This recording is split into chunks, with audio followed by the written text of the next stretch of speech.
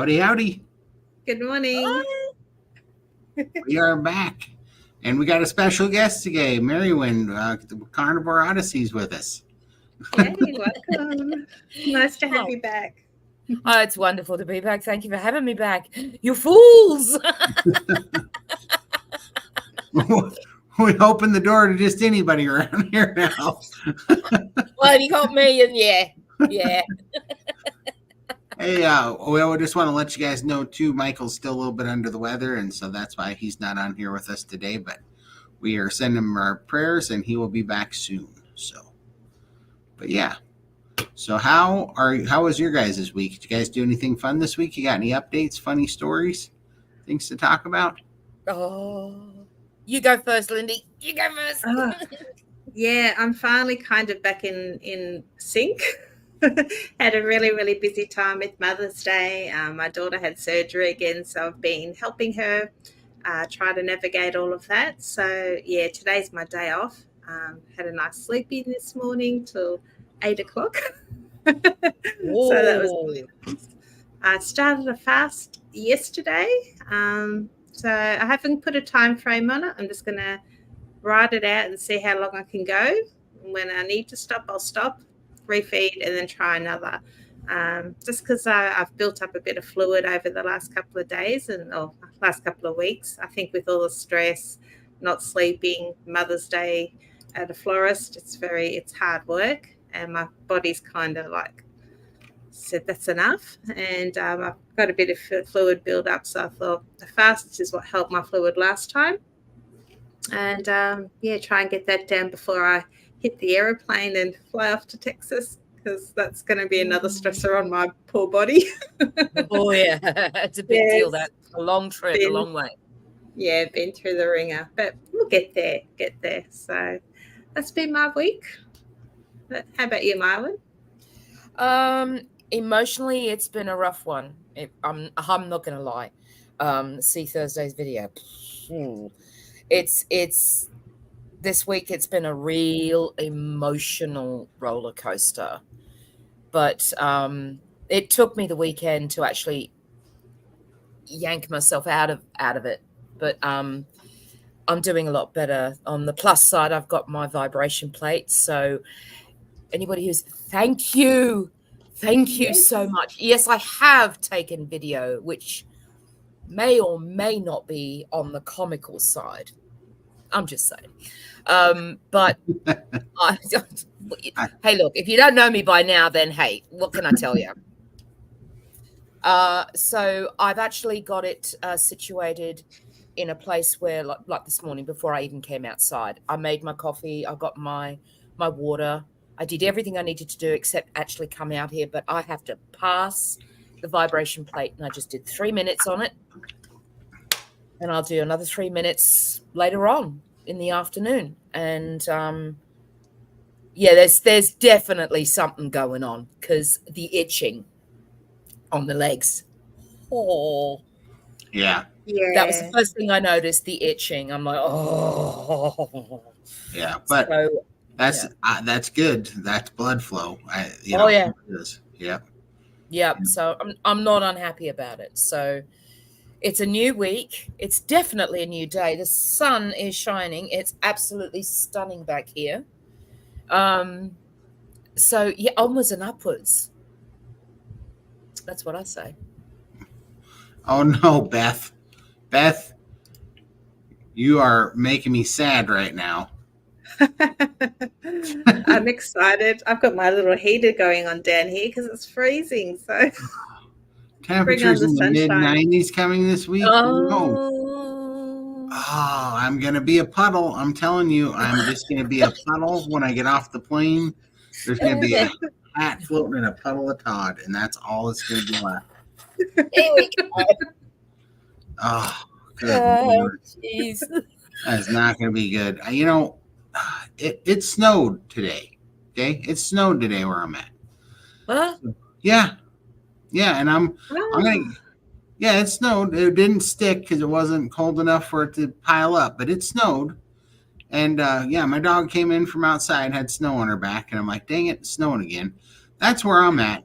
I'm going to leave I'm Dang going it. to, the North Pole, and I'm going to head to Texas, which is, basically the center pit of hell. It sounds like for temperature, and there's not enough clothes I can take off. I could be butt naked, and it's going to be miserable hot there.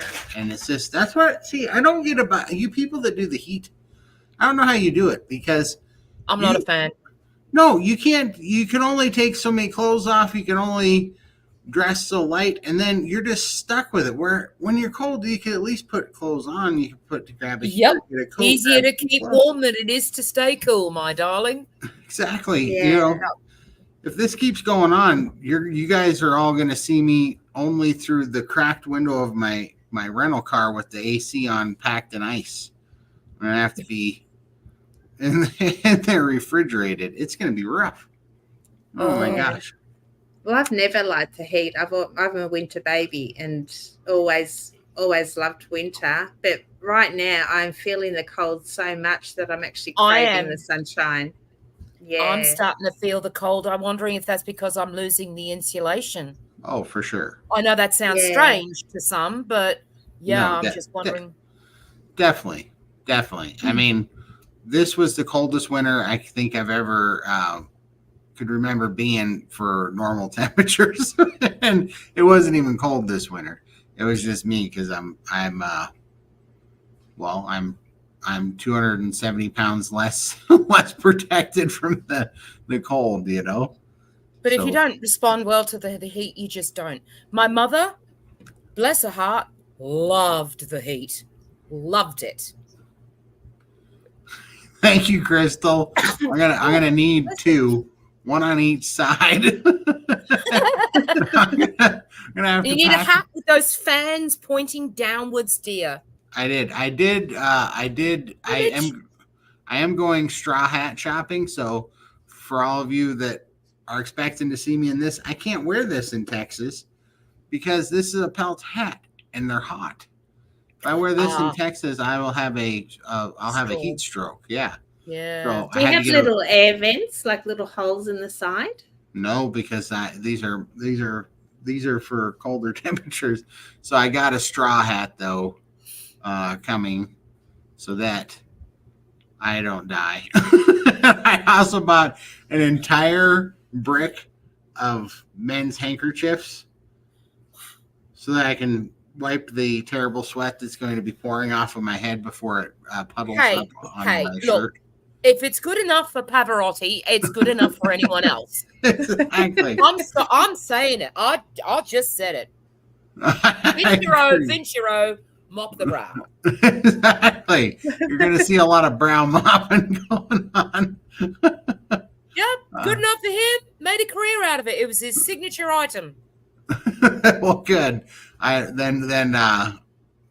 Then I'm gonna have to use that as a reference so that they know that I'm bringing. Back if they're going, what are you doing? What do you do? Hey, it's good enough for Pavarotti. It's good enough for me. Shut them up real quick. Right. You'll be okay. I'll be praying for random cold front to blow in Texas. Just never know. Thanks, Missy. I need that because otherwise, I'm just saying. I don't know how you guys do it. But it's going to be something else.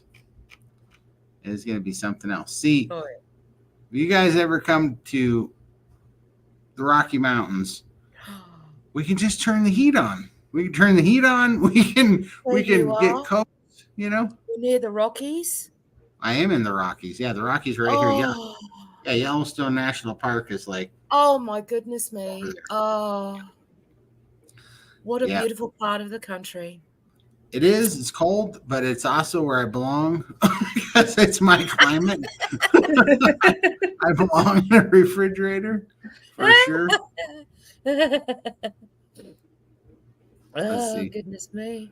It'll be all right. We'll make you stay cool. I don't know how, but it's going to be a rough one. I'm going to have to get I got to look and see they have that around here. They have a beer cooler, like an ice chest that you put ice and water in, and then it's got a fan, and it'll blow over the ice for like a swamp cooler. And I think I'm gonna have to like carry that around with me everywhere I go. Maybe I can fit it into my hat so it'll blow cold air into my hat down the back of my shirt or something. Hey, there's Michael. There he is. Hello, darling. Michael, hi. Mwah, mwah, mwah, mwah, mwah.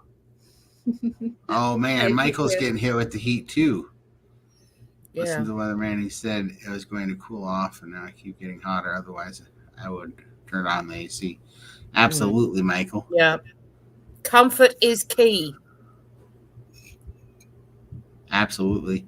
Sorry, I'm going through this, but yeah, it's kind of fun. Let's see here. We should see how many people. Oh, I know what I was going to do. I forgot. I'm supposed to be also promoting the Healing Humanity the Healing Humanity fundraiser that's coming up. And so I want to do a shout out to that if anybody that doesn't know. And right now I'm talking while looking at a totally different screen because I forgot to get the link. But let me know if any of you guys are going to the Healing Humanity fundraiser on Sunday. It is. I am. Me too. Where is it? Healing. I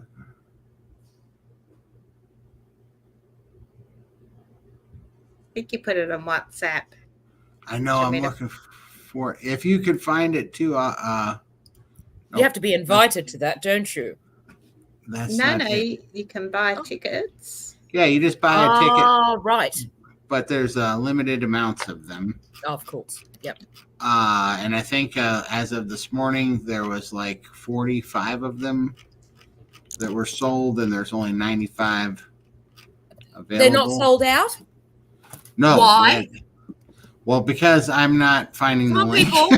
I just found people now. Now.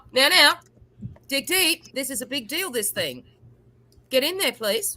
Right, go. Copy link. Oh, there I've we just go. popped it in the link. Yeah. Perfect. Thank you so much. I just found it too. So yeah, definitely if you guys are wanting to go, we want to put that in there. I think it's what did I read that right? That it's like a 16 course different meat. Oh my goodness me. I'd be lucky to get through one. 16 cuts of meat. Yeah, Casa do Brazil, full experience, 16 cuts of meat, unlimited trips to the salad bar and side dishes. Does that mean eggs? Well, I don't know. This is for a meetup, so some of the people. Yeah, but it's all about the meat. But I think in case that people are bringing family members with them that aren't carnivore, they have the salad bar. Yeah, that's being respectful, you know. Yeah. Yeah, my daughter will be one of those. Non-alcoholic drinks, iced tea, unsweetened Brazilian lemonade. Ooh, what's Brazilian lemonade? Sodas, regular coffee, decaf coffee. So there we go. Sounds if there nice. wasn't coffee on the menu, I'd be surprised. For sure. For me, it's a staple. For sure. In Texas, a cold front can be declared over a 2-degree temperature drought. Oh, good Lord. You people are like, hey, it's not going to be quite as sweltering tomorrow by 2 degrees. We by can 2 make degrees. National news. So does it cool down at night? Because here in Melbourne, we get like really hot days, but then it's really cool at night. So at least you can sleep, and that I don't mind. Right? Hey, Shelley. Happy to say that according to Barkay, if you are 70% carnivore, you are carnivore. So I'm 11 months carnivore. It's been like an 85 to 95 for me. Nice. Yeah. Nice. Well done, darling. You're seeking help. You might have found it, sweetheart. Shelley seeking health. You may have found it. Absolutely. Yeah, and Lynn Tucker and her husband, Ribeye Ranger, they're coming. I saw that. Oh, wow, really? That is awesome. Yep. That's And great. let's Looking see. forward to meeting those guys. It'd be awesome. Oh yeah. One for you, Lindy. Oh, thank you. Agreed. Agreed. For sure. I'm not used to compliments. So I get all Neither am I, shy. love. I'm in the boat with you there, love. Whoa. Kind of hard. Yeah. Thank you. Let's see here. Hello, friends. Todd saw your recipe today. Meat and bacon look planning to make it in the future. Oh, that's awesome. Appreciate it so much. Yeah, I watched that. I don't know how I feel about all the herbs and spices, but I reckon, yeah, I'm really, and this is Mitch's fault. Old guy Carnivore. It's all his fault. I love him to death. He knows this.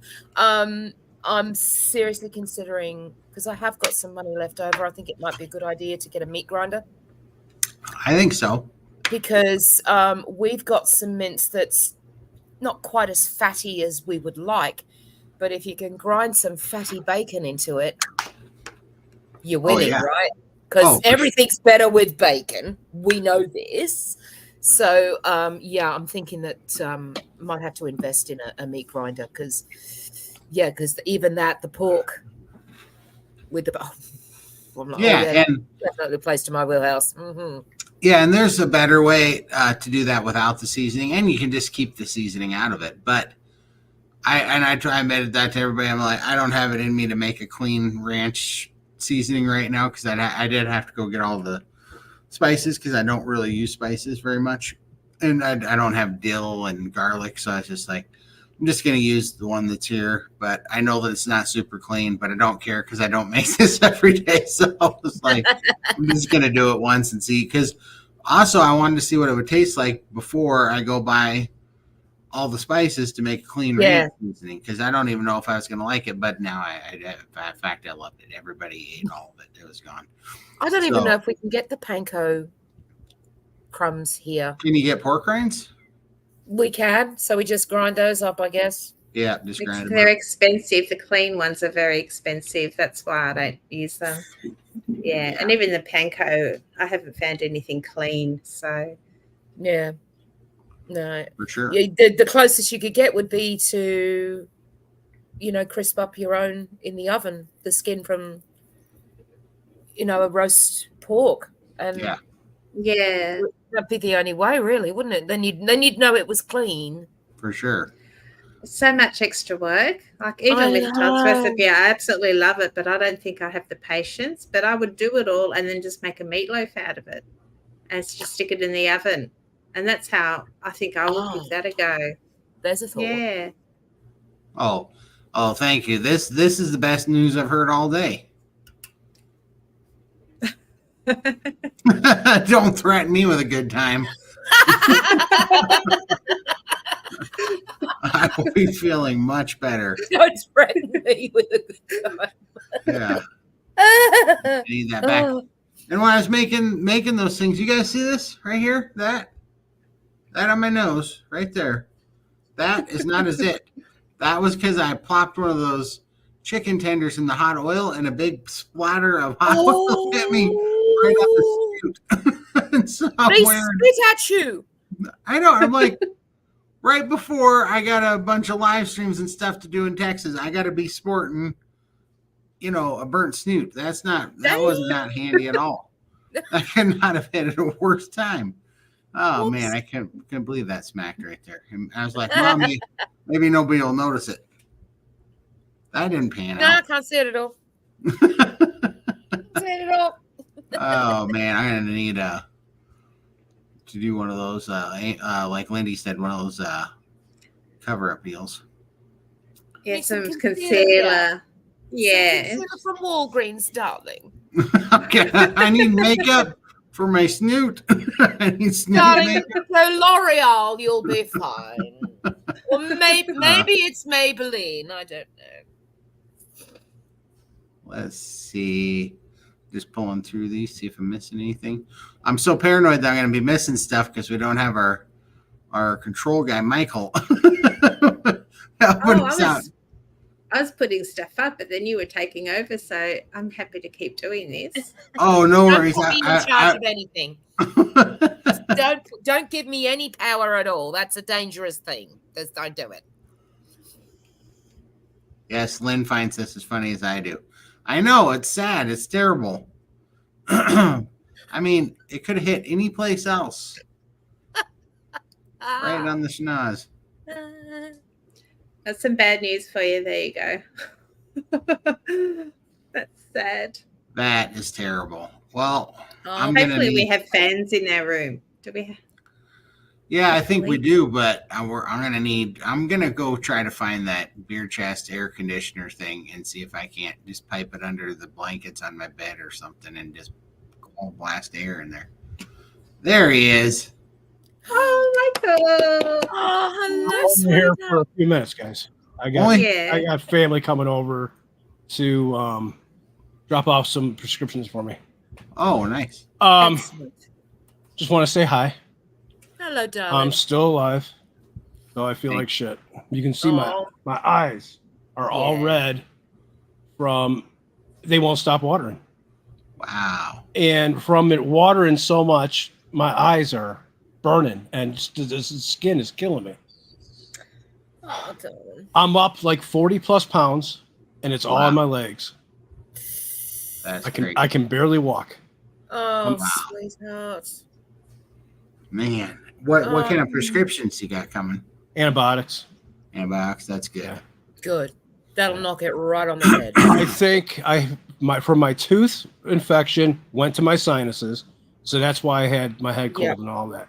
And then when I start coughing, I can't stop coughing. And then my legs being down so much with working on the computer for that week, they swelled up and they're huge, especially at my left side. It's the biggest it's been in a very long time. Wow. But yeah, I'm still alive. Right on. I appreciate it. Are you able to get your feet up off the ground a bunch? The problem is since they're so big, it kills me from sitting in this chair. Yeah. I can only sit in here for so long. I'm stuck in bed. Yeah. So. You think a bed with a raised foot end on it would help? I have a wedge, but the wedge is kind of flat, so it raises it up a little bit. It's just, and the problem is I can't sleep. As soon as I lay down, I start coughing because I got all sinuses. You know how, and I got the chest congestion. Yeah. And every time you lay down, you just start coughing. Oh, wow. Well, I can't wait to see how the antibiotics treat you. That should really help you in a big way. How many courses are you getting for the antibiotics, my love? I got like 21 days. So, and then a refill if it doesn't knock it out. I was going to say, because it sounds pretty. Look, not that I'd be much use, but I wish I was there to help you out. I'd move mountains to help you. I know. I've dealt with this so many times. It's a slow process to get the swelling down. I've been trying to get on the vibration plate as much as I can. By sitting here, the little bit I can sit here, I put my legs on it, but my legs are down when I'm on it. I can't stand back up on it. So the past 3 months for me have been hell. One thing after another. Wow. And I'm tired. I bet. Well, I'm an email away. I know. Got me? All you guys are. I know. Now listen to me. I'm going to point the finger. I'm an email away. I know. I love you. I love you too. I love all you guys. You guys know that. Right. As long as we're clear. I appreciate it. Thanks for coming on, man. But no problem. Definitely let us know how the antibiotics are working and kicking in. Yeah. You guys getting all ready for your flight, huh? We are. This is getting crazy. Yeah. We got like 9 days. 9 days? No, you're leaving next week. Well, yeah, okay. Well, you guys, that's right. Yeah. I don't even know what day it is. It's the 19th. You used to got one more week. Okay. Yeah. 9 days. I thought you guys were leaving this week. No, I leave on the 29th. See, I don't even know what day it is. I thought this was the week before. Yeah, okay. We didn't let you miss that much work, Michael. I don't know. I think I've got 10 days. I'll leave the day after. You're there a day ahead of me. So I don't even know what day it is.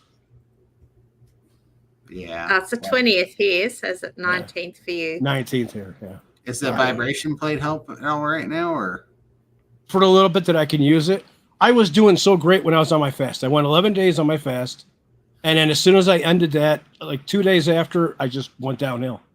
wow? And I gained back everything that I lost on I lost like 31 pounds, and my legs were feeling great. And I know I lost weight other places too. I could feel it, especially in my arms and my face. Yeah. But it all went to my left leg, and it's a bitch to walk again. Wow, man. I almost fell down 3 times. Wow. Because I'm not used to it, and I'm like, unreal. It's like I'm back where I was last year this time with the walking. Wow, that's crazy. I'm going to be I'm sending still you alive. lots of loving vibes and lots of love from over here. How are you doing? How are you doing? We haven't seen you in a few weeks. Yeah. Oh my goodness me. I got my vibration plate. How you like it? Is it helping you? I love it. I'm finding it very hard to not be just sitting on it all. Like, doesn't it make your legs feel great? It takes away the pain, and I noticed one thing. I did notice last night when I get into bed. I mean, hoisting this freight into the bed. I mean, it's one foot, one leg, and then the other, and it's like, sounds like how I do it. It's like an Olympic event. I almost need a crane, but almost. I noticed last night, and I thought, okay, now that's just my imagination. When I brought this last leg up onto the bed, that's the toughest one. The last leg. I'm like, oh, okay, well that cleared the clearance of the top of the bed a little bit easier. Nah, it's just my imagination. It's just my imagination. So jury's still out, but I did notice that getting into bed was just a little bit easier. Tiny bit. Yeah. Keep using it. How long did you have it? Oh, it only arrived on Friday. Oh, so you just started using it. Keep using it. It'll help you. I'm telling you. Oh, yeah. I'll do anything to get rid of the pain in the legs. Hey, I know who I'm talking to here. I mean, the pain in the legs it's a killer. It sucks. A freaking killer. Hate it. I think, man, I wish we could. Well, I wish you would not be stubborn, first of all, but I wish we could get you a bed that would raise the feet up, man. That was the first. I looked at getting a hospital bed a long time ago. That would, because when I was in the hospital, people would come in and I'd be tilted like this with my legs. So it helps. Why don't we do that? Why don't we get you one of those beds? Yeah. Don't give me that look. Steady on, Michael. Don't give me that look. I know you don't want stuff, and everybody knows you don't ask for stuff, but that's something that you need to ask for, and we should help you get. We're all in this together, my darling. We're all on the same team, headed in the same direction. I know what it's like. Accepting help, it's hard. I'll be but okay. Accepting health is being strong too, because I know. This is for health. Yeah, you need to prioritize your health. Yeah, we're gonna have to do it. From where I was a year ago, from where I am here today, it's night and day where I'm at. If this will probably be hopefully my last time I deal with this, and I just keep dropping the weight and get away from all this. I don't want to be ever back to this again. For sure, and you deserve. That's why, Michael, you're in such a better place right now. You can't let.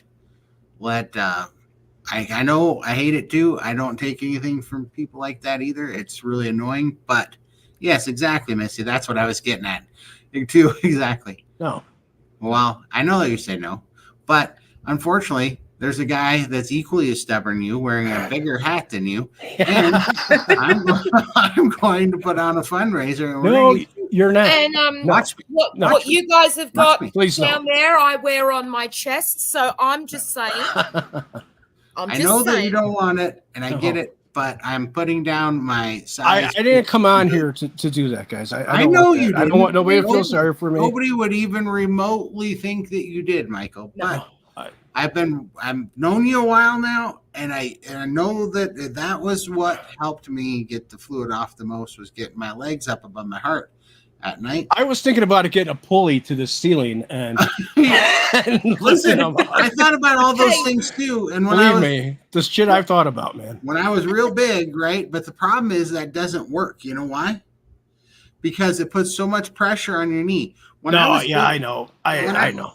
When I was doing this, when I was stuck in that stupid chair, my legs were so heavy that I'd have to lift them up onto a footstool. And then what would happen is, if my heel was higher than my knee, all the pressure would go to my knee. Right. If my heel was lower than my knee, it would put pressure on my hip, and it would actually pull my hip out of the socket. You need all of it too. I know. Full support going up, and you need to have it, because you're doing good. Now I'm talking. Don't give me your excuses. Listen, hey, I can mute you. Oh, Todd's having technical difficulties at the moment. I'm not sure what his problem is over there, but it's I think it's the hat. Anyways, you're doing so good on Carnivore, man, and you're making real strides. But one thing that I know for sure that's happening, because it's happening to me. I was just talking about this earlier today, but when you are emptying out those expanded fat cells of fat, you're opening them up to gain fluid, and you have to get those out until they atrophy and shrivel up.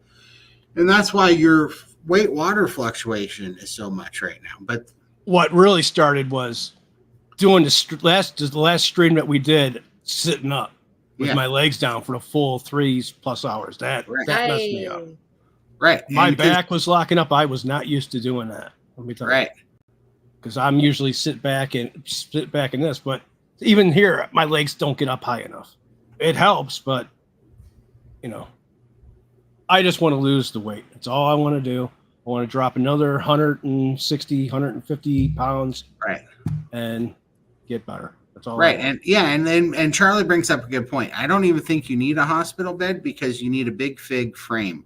I have the big fig frame, and it'll lift 1,100 pounds, and it works. So you can come over and visit me. We lay in bed together. we can spoon.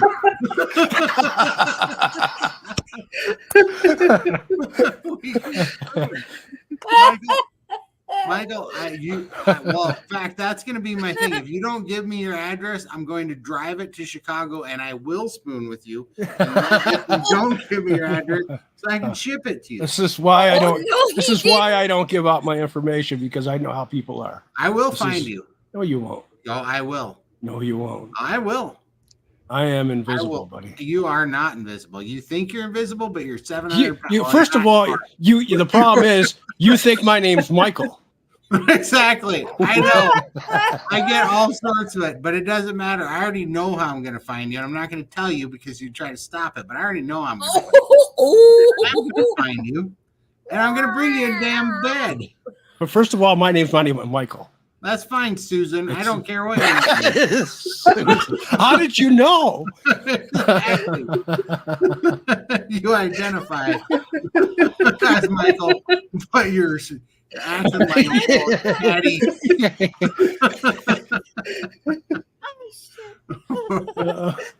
But we're going to talk later, and you're going to take this bed, because we're going to get you a bed, and you're going to get your feet up off the ground. And it's going to be better. And you're just going to have to take it. I don't care. I'm not taking no for an answer. Not doing it. Not doing it. I will hold a cat hostage if. Todd. Technical difficulties again, Todd. Keep it up, sir. Keep it up. Oh, my goodness me. Yes. You're killing me. Yeah, exactly, Missy. Exactly. You tell him, Missy, because he won't listen to me. Michael won't listen to me. I've been saying this stuff for a long time. Missy, keep your nose Keep your nose out of it. No, Missy, don't. Don't No. tell him, Michael. He needs it. He needs it. He needs some tough love. That's what he needs. Because But he's soon. worth it. It is worth it, and you'll feel so much better. But serious question: if let's get past all the you're not going to do it, but if you were to get one, do you have family there that can help you set it up and get it up the stairs? I don't know what I'm going to do with it, though. Where am I going to put it at? Where your existing bed is? Yes. That's where I'd put it because I had to take that old frame out. So do you have people there? Because I could arrange for people to come there, or you could get a visit from a cheeky fellow. With a hat. Who's also called Susan. Exactly. which is also weird, but you would feel so much better. It was the game changer for me. You need to spend time with your legs above your heart to get that stuff off there, because I know we hate this stuff, and I know that you hate. I get it. Everything about it sucks, but you need it. We'll think about it. I'll do some thinking. I do some thinking, and take off your stubborn, hard-headed, thick-skulled hat and put on your your reasonable hat, and let's come up with a plan. Because did you make me freeze up? I think you did make me freeze up, or was that just me? I'll hack your computer. On me. I'd appreciate it. We got to do something. So, let's see here. Looking at some of these comments here. Exactly. Charlie, here's one you should listen to. Charlie's a very smart man. He is. I'm not good at accepting help from people. Oh, we hardly noticed, Michael. Shit.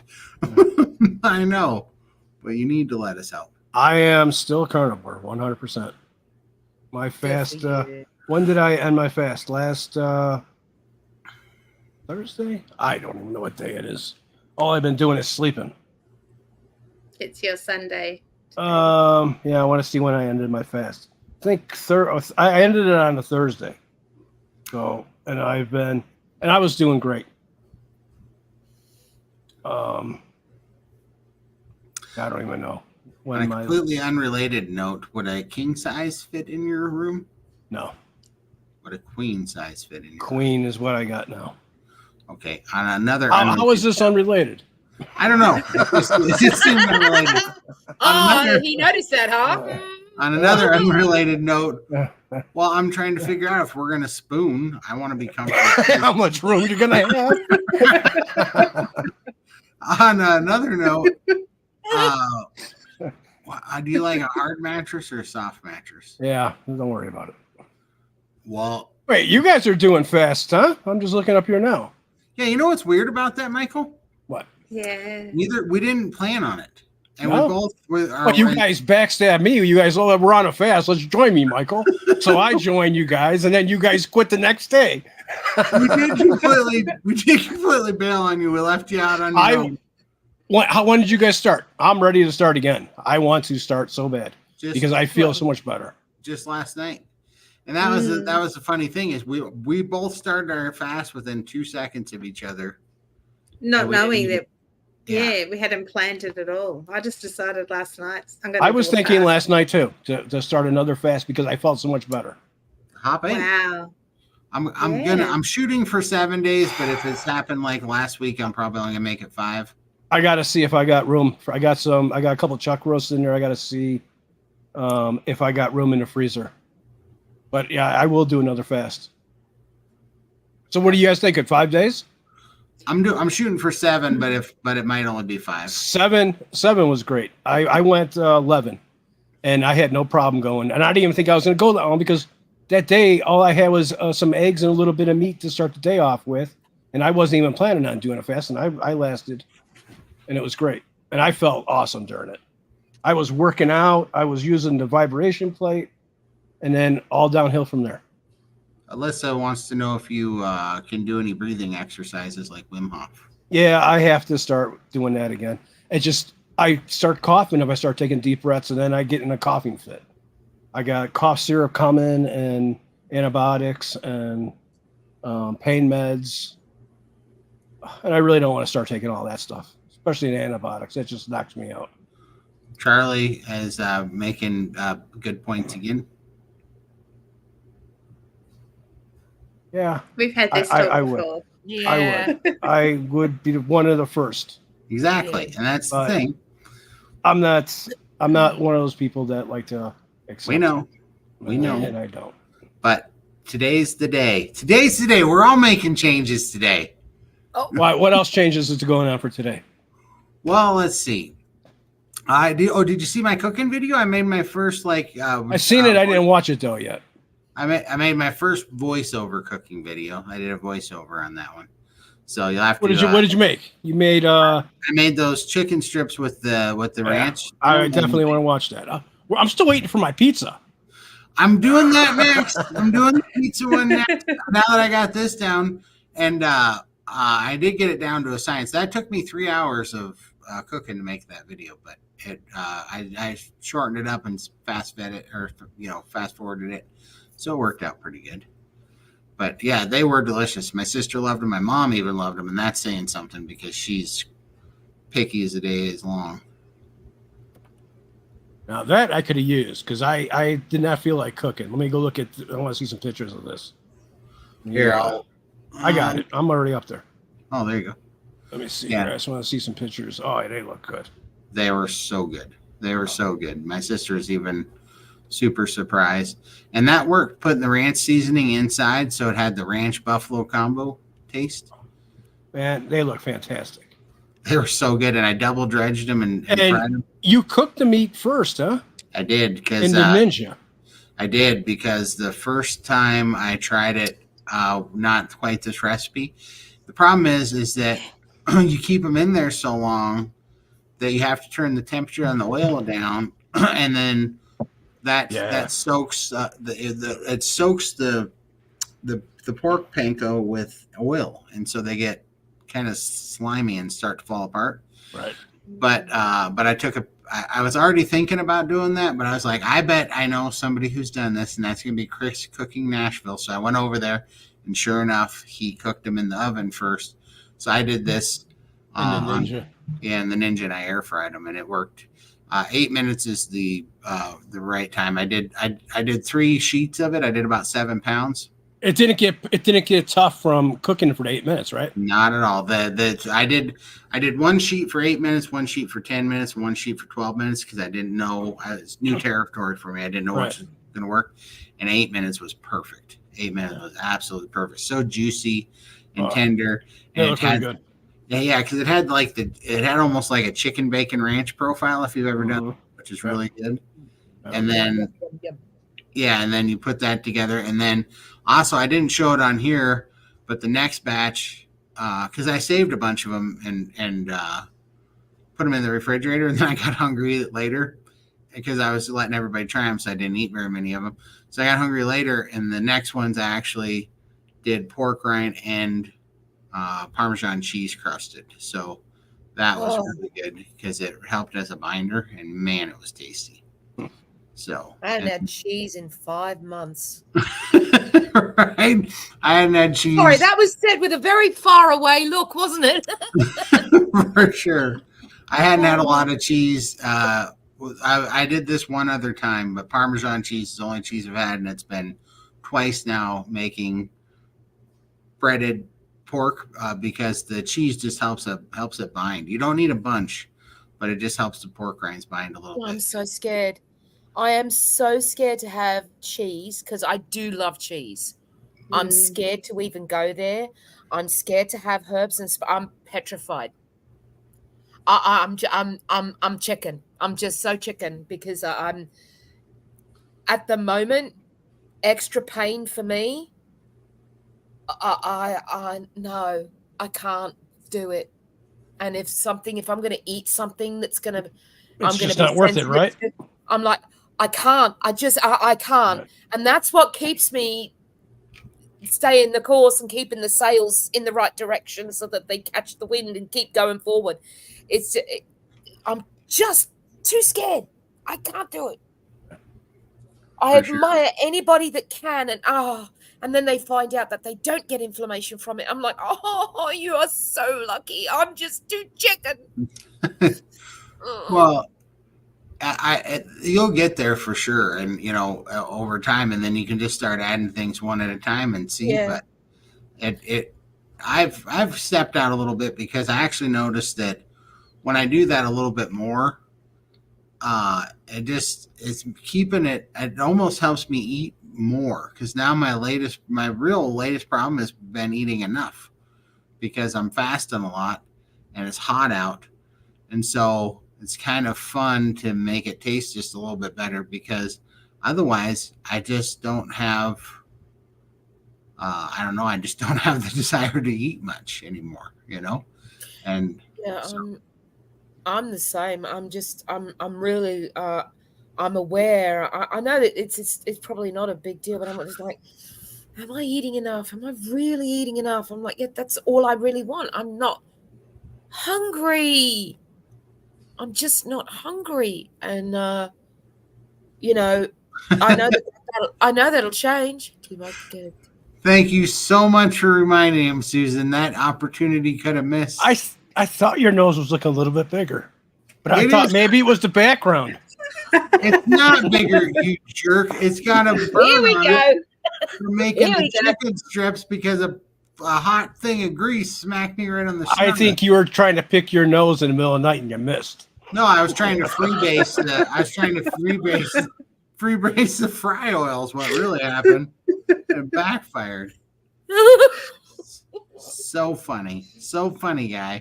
You're lucky you got a big hat on to cover up that big nose you got now. I do. I got to balance it out. When I first came out and I seen this, I said, "What did Todd get a new hat? With your background?" Right? Yeah, I know. Isn't it funny? Like if I line up, you sit right in the center of it. There. Like It looks like I'm wearing a Inspector Gadget. Looks like a sombrero. Inspector Gadget. Yeah. Todd's really getting into the Texas thing. Yeah, right there. What it is, this is my new logo, you big jerks. Oh, yeah. Well, it's a logo. I thought it was a hat extension. It looks like it. It definitely looks like it. They do think it does look like I'm gonna go get Inspector hat or whatever gadget hat and fly off. For sure. I get it. It has not lost the irony on me. Oh, good Lord. Oh, I love how you give each other hell. I really do. Gotta pick on Todd. That's why he's here. That is my main purpose for being here. They let me think that I get to host things around here, and it's not true. I'm like the guy that sits in the water tank at the carnival. And we dunk it. I wouldn't try to dunk it. I just throw the ball and make sure I hit you. Right, That's probably what happened to his nose.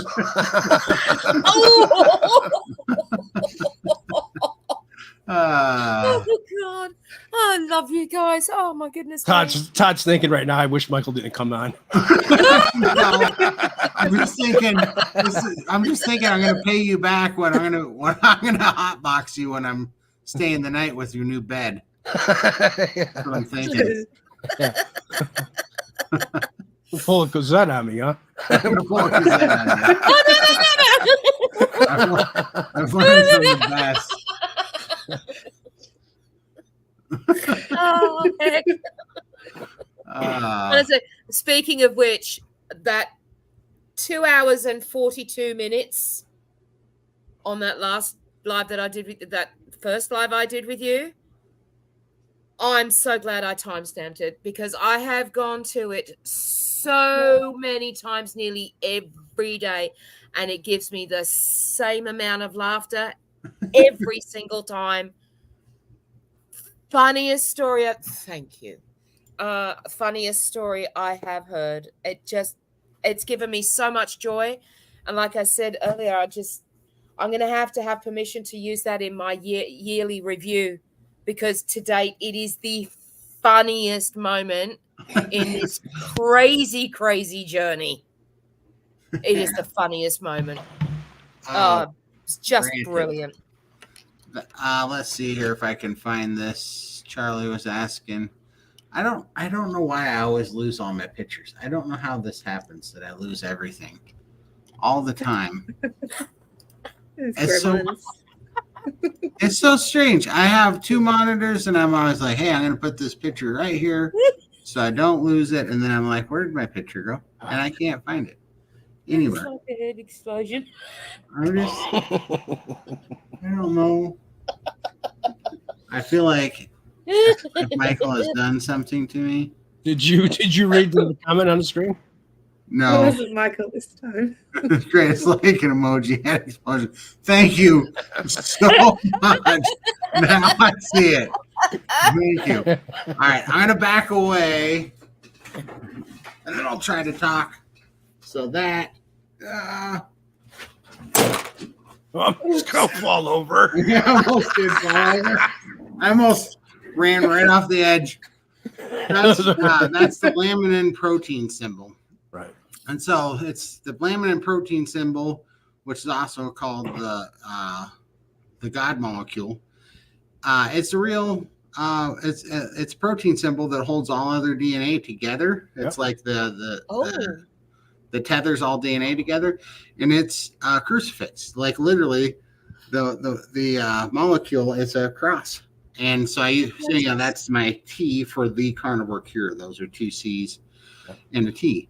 Because I just think it's fitting that, it is fitting. Yeah, that is. Move over, look to your left. Thank you, you turd. And then my guy that made it decided that it would be funny if he made, I don't know, I guess he thought it'd be nice if it made a cowboy hat in the middle, because that's what it looks like. That's what it looks like, yeah. Looks good. It's but anyhow, from day one, I've always had the laminin protein symbol because I've always thought, isn't this funny that the kind of cure to everybody's health is not eating enough animal protein, And so I know I'm not eating enough fat. I just know it. For sure. I can feel it. I can feel it. Eat more. That's why when I got off this fast, that was the first thing I did is increase my fat. Right. And I feel completely different this time, head-wise, than I did last time. So good. Keep I'm making dinner tonight. Increase the fat. Bacon and eggs. Streaky bacon and eggs. If they don't want to eat it, that's fine. I don't care. That's what I'm having. Too bad. Surprised how much better it makes you feel.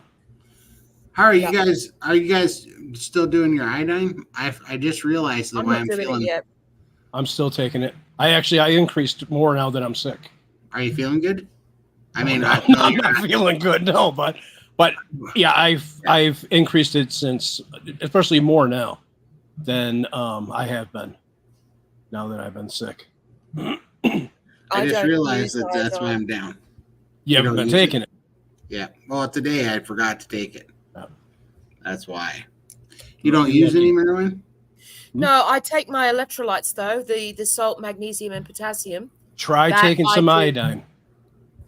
I have not researched it, so it helps. Total noob. Yep. What will it do? What is it? I'm admitting I don't know anything about the iodine thing. It's good for your thyroid. Right. Yeah. And it's also good for your immune system. Well, and it's good for pretty much every cell in your body. It needs it. Yeah, and for me, what was given me, so I watched a video on Ken Berry and with Dr. Brownstein, and I actually watched 2 of them. I got that video, I think. Let me see. Well, thanks, sir. And I kept having a problem. Every time I was fasting, I was starting to get a hoarse throat, and I would get a cramp in my throat right here. And they said that was a sign of a goiter on your thyroid gland, And so... Okay. And that was one sign of being low on iodine.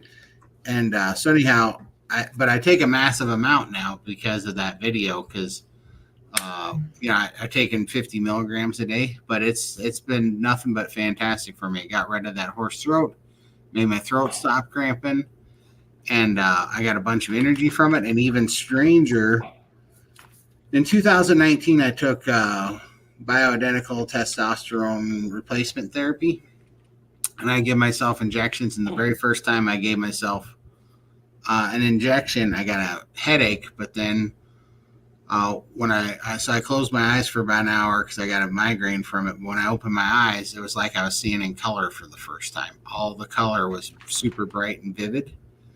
I didn't see clearer, just everything was bright and vivid. Crikey. It was like I was seeing color. Well, I stopped taking those hormones because I realized you could become dependent on it and your body would stop making them if you took them. So I only took them for 6 weeks and then I stopped. Yeah. And I decided I wanted to try to do it with diet. But yeah, the first time I took the iodine, same thing happened. All of a sudden, it was like I was seeing in high definition color again. So very strange for me. And I realize I'm an extreme example that it had a real extreme effect with me, but it is my new favorite thing. And I take a lot of it. See how dark? I don't know if that gets on there.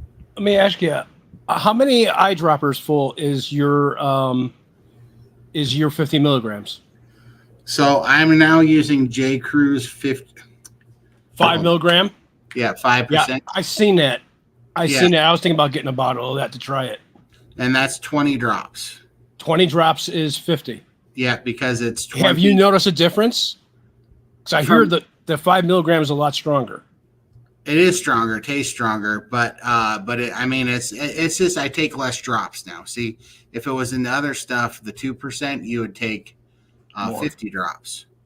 So, and I know that it sounds like the math is wrong, but it's not. Right. Because the dropper is different. So I had to look it up. But what it is per drop, there's 2.5 milligrams per drop.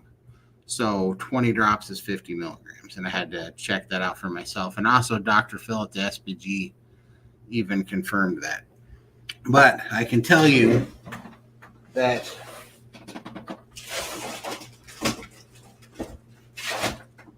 I had to get another water because I'm about to drink this iodine. And I was going to say, I can tell you that the 5% does not taste great. It is pretty rough. I don't know if you can see the color that makes it, but it's like tea, it's like tea thick, Yeah. So this one does taste a lot worse than the 2%. Right, strong. Other version. Yeah, for sure. Hi, Carnivore Candy. Ooh. I see you. Oh. I recall a comment a little way back. Somebody was asking if anybody had tried is it 2-ingredient carnivore ice cream with eggs and cream? No, Has I've seen anybody that, made- though. I've seen that video. I didn't watch it yet, though, but Pardon me for not remembering who it was, but Bella's right. I think so. Yeah. I think so. I think Bella did one in response to, I think, Kiltz's. Yeah. I need to tell you about my long-standing relationship with ice cream. Not exactly a healthy relationship, if I'm being honest. And my mum and I had this theory that and I mean, tongue-in-cheek here, we're talking, it's a bit of a joke, and it was our theory, okay, our little silly theory. We had this theory that, when, you bring ice cream home, you have to eat it as soon as possible, otherwise it goes off. Now, that means you just got to eat it as soon as possible. Yeah, it sort of built a very unhealthy relationship with ice cream. I can definitely understand the value in having a carnivore version of it, but for me, anything that is close to that kind of consistency, I see what I mean? Total chicken. I'm like, too scared. Too scared. Because I remember that texture. I enjoyed that texture. And I'm like, oh. But then you're looking at the value of it with all the fats to get some extra fats into you. For me, I just don't think I could do it. It would just trigger a memory. I'm like, best to I stay wouldn't be away. able to moderate at all. No, I can't. Yeah. Just abstain. It's easier for me. I just have to keep away from it. You know what I did break my fast with, though? What's I broke that? my fast with Lindy's colada. Oh, how was it? Oh, how was it? Awesome. Yeah. Wow. And then the next time I made it a little different. I made it my version. And instead of putting hot water in there, I put bone broth in there. Oh, And that was fantastic. And then a little bit of cayenne pepper I put in there. Just get a little bit of spice. Oh, it was good. I bet that was delicious, man. Yeah. Sounds so good. I got to try one of those. I still been Really good. Really good. still been. And did you have it hot? You Yes. drank it hot? I drank it hot and oh man, so Yeah. frothy. Oh, And so in good. summer, it's really nice to have it chilled. It's almost like having a milkshake in summer, but Yeah, I'm gonna have to try it. I'm enjoying them warm. I'm gonna try Yeah. making one and then letting it cool overnight and then seeing how that turns out. But man, that was just throw it in the fridge and have it chilled the next day is nice. But for winter, I like it hot too. It's like a warm hug. It's beautiful. good. Yeah, it's awesome. I love it. Yeah. Try it with the bone broth. Yeah. Really Yeah, good. and didn't Moni? She tried it with the bacon grease as well, didn't she? She didn't have Yeah, she did. tallow, And she said it was that good. was amazing. Mhm. So Wow, Yeah. that's awesome. I bet it's super tasty with the bone broth. I can see that. oh, it's a really nice light meal, especially if you don't want to have a big steak, go to bed on a full tummy. Yep. It's nice and soothing. Yeah, really great for breaking a fast. Right. Oh, Excellent. there was that. I just saw we had star comments. I wasn't paying attention. Yeah, I've been starring them. I posted the link to that video in the chats. Oh, awesome. The 2 ingredient ice cream fellas. That's awesome. And then let's see. Yeah, I know Charlie's here. Hi, Charlie. We started that too. Charlie and Marilyn are watching. Thanks so much. And then this was a good topic. Week for Memorial Day. Any barbecue ideas? I'm not doing anything for Memorial Day just yet, but I got a bunch of plans from when I get back from Texas and specifically after I get through the fireworks season. But I'm going to start making smoked meat sticks and sausages as my plan. Because I think there's so much that you could do. Like I was thinking, why couldn't I take that same chicken that I just made, that chicken filler, and then add a little bit of, make them into sausages and then smoke them. I think they'd be delicious. Or meatloaf. And then we could do all sorts of things, So Well, feel I think free to try it out when we're in Texas. I mean, I'm happy to be a guinea pig and try new recipes. Man, that made such a mess though. I don't know how that video did not give it justice. I did 3 bags of pork rinds. The middle one, I beat the tar out of it with a cast iron skillet and it exploded. And there was pork rind crumbs for about a 60-foot radius. It was like I hit the house with a pork rind frag. It was the craziest thing. Worse than the glitter? It may have, it wasn't as hard to get up, but it did cover more ground than the glitter. Yep. Yeah, because I thought, I know what I'll do. I'll hit it really hard with a 12-inch cast iron skillet. That was didn't end well, did it? No, it didn't. So anybody who's wondering, don't hit your bag of pork rinds with 12-inch cast iron skillet. No. It's worse than glitter, apparently. Yeah, it's because the cleanup is not friendly, for sure. I haven't done a fast yet, so I haven't even done a prime yet. So, yeah, I do a little mini prime before each one of them. That's why yesterday I took down about 4 pounds of those chicken strips yesterday because they had a bunch of fat in them, Yeah, I definitely prime. It's called a nourish prime, and then do your fast. It lasts a bit longer. If you're white knuckling your fast, you're not doing it right. Exactly. I didn't prime enough because I was going for 7 days, but I woke up.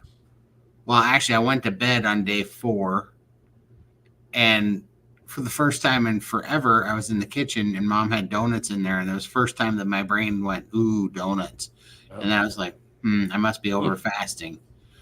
And so anyhow, I'm like, well, I'll go to bed and see how I feel in the morning. And then I woke up in the morning. I had brain fog. I couldn't recall certain words. I was trying to speak and I was stumbling over my own words. I was like, yep, I've over fasted. So I just pulled the plug at 5 days. And you guys would be proud of me though, because I just had a couple of meat sticks. Instead of eating an entire steak, I actually broke my fast slowly instead of going in head That's first. That's way. Worked out just fine. What do you all drink during a fast? Just water with electrolytes? Yeah, that's what I have. I've got electrolytes in my water, so that's what I'm doing at the moment. Yeah, I've got one of these bottles. I have 1 can of bubbly in there, which is it's flavored with, it's the sort of flavor that it's got nothing in it. There's like literally nothing nasty in it. Is it ideal? Probably not. Is it mineral water? No, but works for me. Right. And I make my own electrolytes, and I put a teaspoon of that in there with some ice, and this bottle keeps it cold all day. And I'm not, will I do it later where, they say, oh, you got to drink 2-3 liters of water a day. You're all right. I'm not pushing myself just yet. I'm happy to have this with just my electrolytes, and we'll call it a day. Yeah, that's what I have. That's what I have with my electrolytes.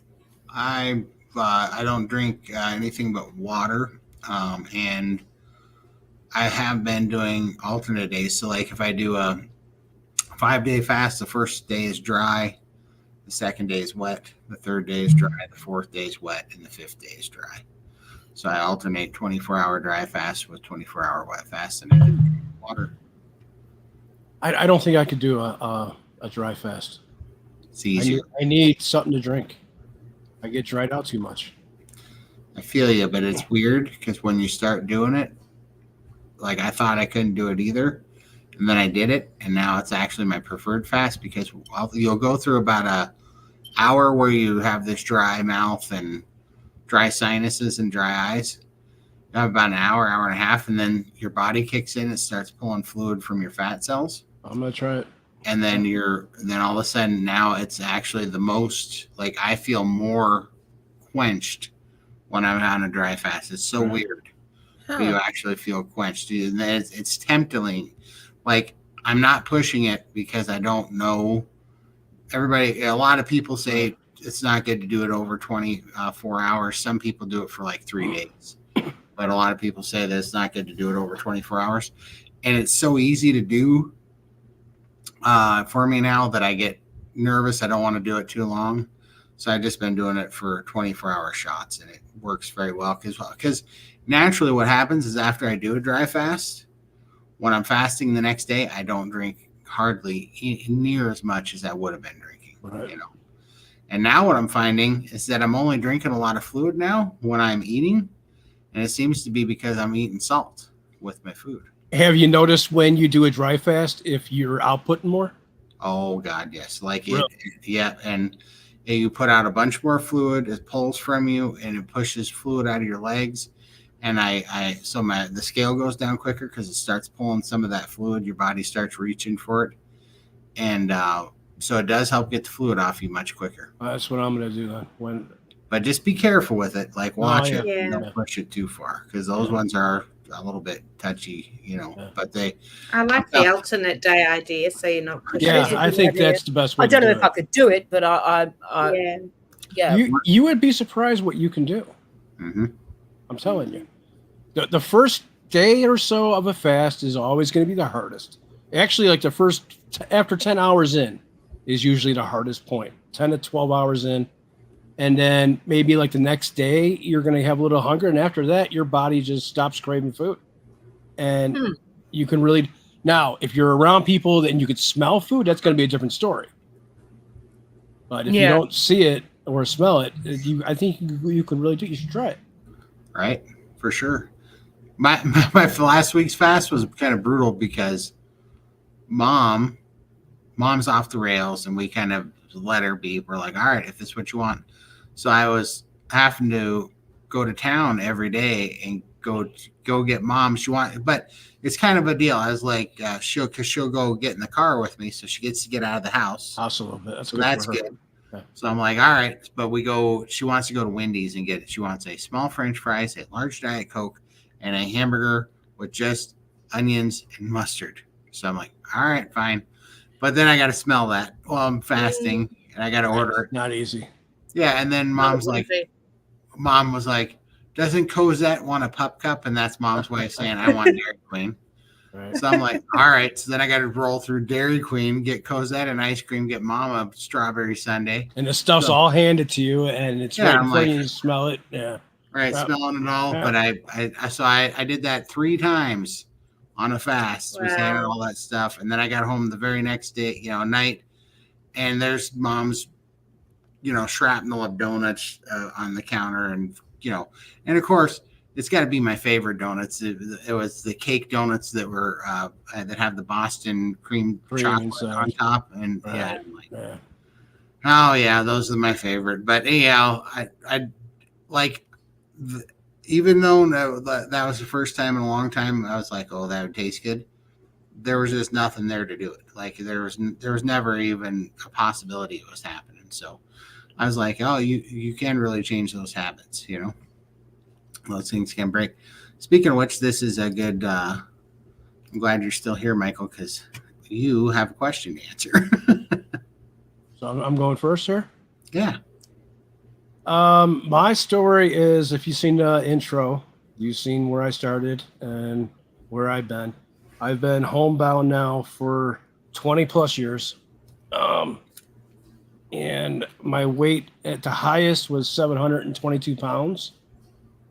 And I have severe lymphedema in both my legs. My left side is really big. It's probably close to 70 inches in size right now in circumference. I started my carnivore journey last year because I knew if I didn't make a change, it was going to be over for me. I was hoping to die last year because I was tired of living the life that I was living. And I didn't see no way of ever recovering from it. And coming across Carnivore and seeing a few people, seeing Dr. Barry up on Twitter and him pushing it, and then coming across Lindy, Todd, and everybody else in the Carnivore community, but especially Lindy and Todd. And seeing where Lindy was when she started this 2 years ago plus now, and where she was at when I came across her, and her sharing her story, I'm like, wow, here's somebody that's exactly where I'm at. And look at the changes that she was able to make for herself and getting her life back. And then finding Todd. And then those two coming together, the powerhouse two right here.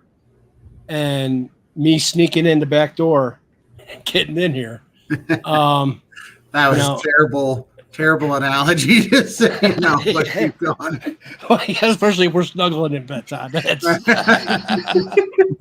are going to think there's stuff going on over there. Me and Todd have never met yet. No. And we don't plan on it either. If there's going to be backdoors involved. No.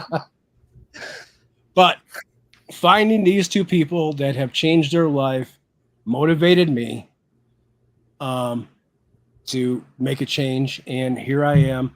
I'm down from my highest weight. Well, not now that I'm up 40 some pounds, but 200 some pounds from my highest weight. I've been stalled since January now. But once again, I look at Todd, and I'm exactly where Todd was. He stalled as well. Your body takes a break, and it's going to do what it wants to do. And you just have to keep going with the program. I know it's not easy to start. I went through hell the first month plus with the keto flu. But that woke me up, and I finally realized on how addicted I was to sugar and carbs because I went through withdrawal. Yeah. And I was sweating. I was dizzy. I was weak. It was unreal. And I was still eating food, but all I did was cut out all the bullshit food. And the first time in my life, I finally realized how addicted I was to it and how my body was craving it. After that, the cravings were gone, and I haven't looked back yet. And I don't plan on ever going back to that because I never want to go back to where I was. I want to go forward. I want to walk down these stairs one day and get outside. I haven't been outside. I snuck up in this apartment 4 years ago, and I haven't been outside once. And I'm tired, and I want to go outside and enjoy myself. That's what life's about. So that's my story, and I just want to keep losing it. But if you're planning on starting, stick to it. Yeah, it's not easy. Your body's going to do what it wants to do. It's going to fight you. But you have to find your reason why. Why do you want to change? It's not just, for some people, it's not about weight loss. For some people, it's about other health issues. Okay, some people got diabetes. Some people have the high blood pressure. Some people have the lymphedema. Some people have, everybody's got, that's why when this show opens up, everybody has a story. Okay. And everybody's story is different. And the path to getting to wellness this is the way. This is the way to change your life.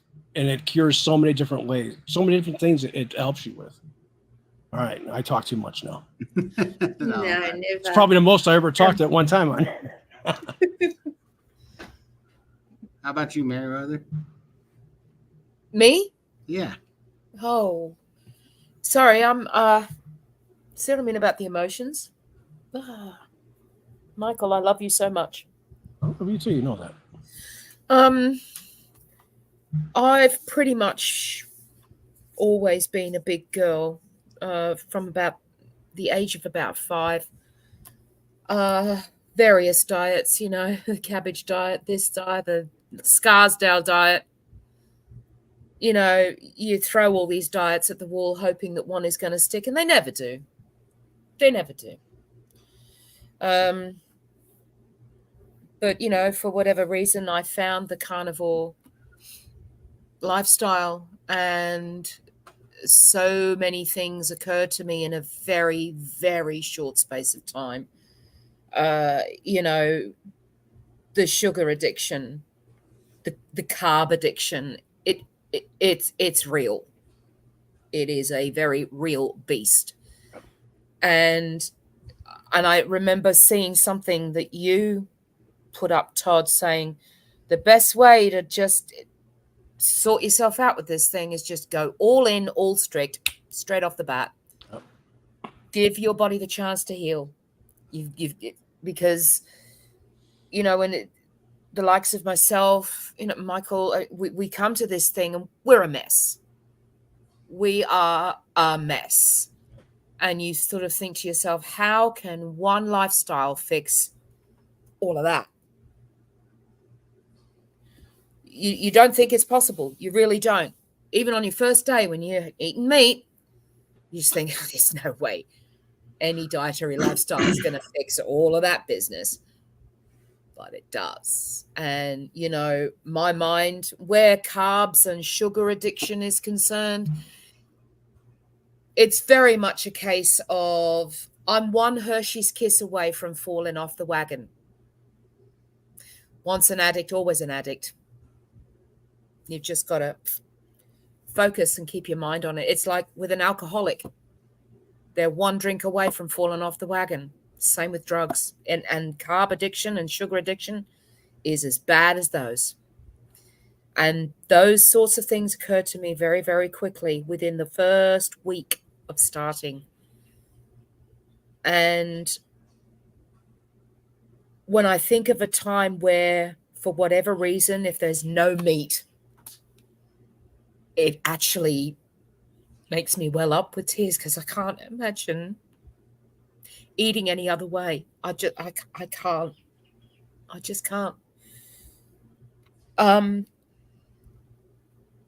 too was confined, still am a bit.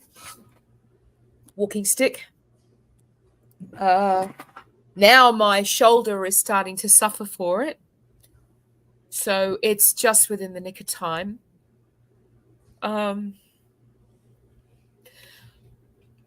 I was confined to a garage because I eventually stopped going up the stairs because I was scared that I was going to fall down the stairs and break my neck. I slept in the garage. I played on my computer in the garage. I only came out to go to the loo, shower, or get something to eat. Didn't see daylight, sunlight, nothing for a good 8 years. And yet here I am, sitting outside, eating meat, and lost 75 pounds. I've gotten rid of all my prescription medications. I have had to take some ibuprofen because my shoulder has been very sore. But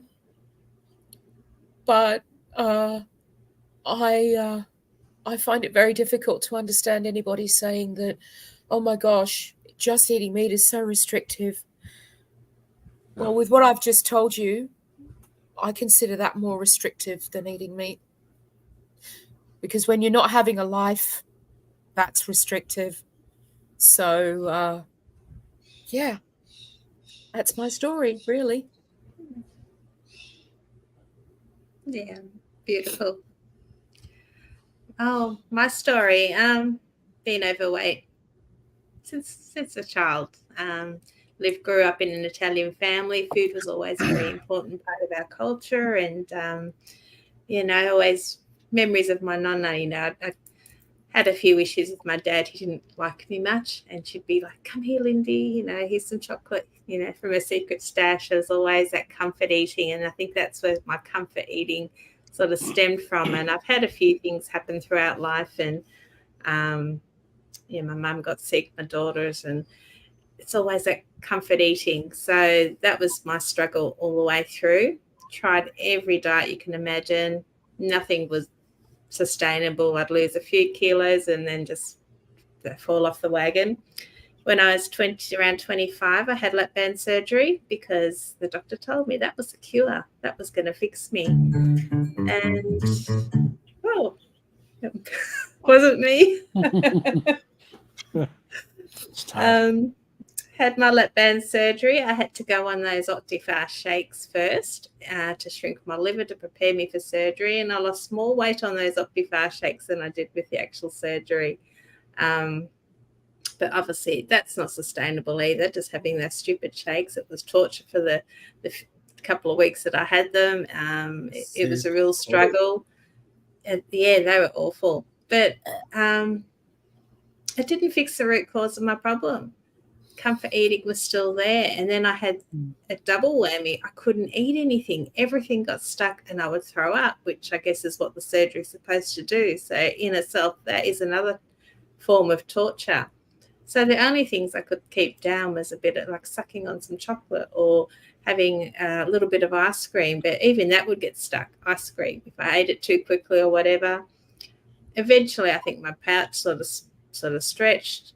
Managed to get up to 800 pounds plus or minus by my birthday, 50th birthday. I have no idea because my scales didn't go up that far. And my sister did keto and sort of said, "Oh, why don't you give this a try?" So I thought, give it a go. Struggled, macros, did my head in, trying to, all the measuring, keto lasagna, keto cheesecake, all these beautiful comfort food reminders, and I'm thinking, oh, it's keto, you could just have a double portion. It's still healthy, isn't it, because it's keto. It still wasn't fixing that root cause of the issue until I found Dr. Berry and saw his Carnivore video and thought, this guy's crazy, but what do I have to lose? I was stuck in my house. I'd been confined to my house for pretty much 6 years, couldn't do anything. I literally managed to walk from my bedroom to the couch in here. I worked full time. My job was on computer, so I just all Zoom calls.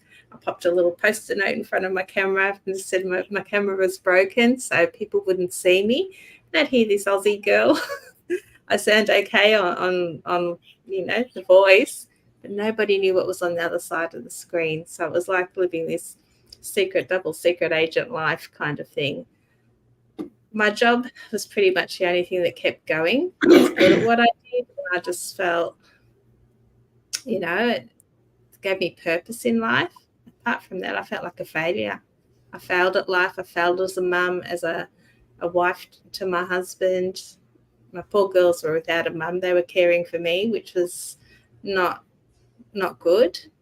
So I gave Carnivore a try. It took me about 6 months to find my feet with it. And it wasn't until I joined SBG Gang and did some coaching that I finally was able to get a grasp on it and commit to it fully.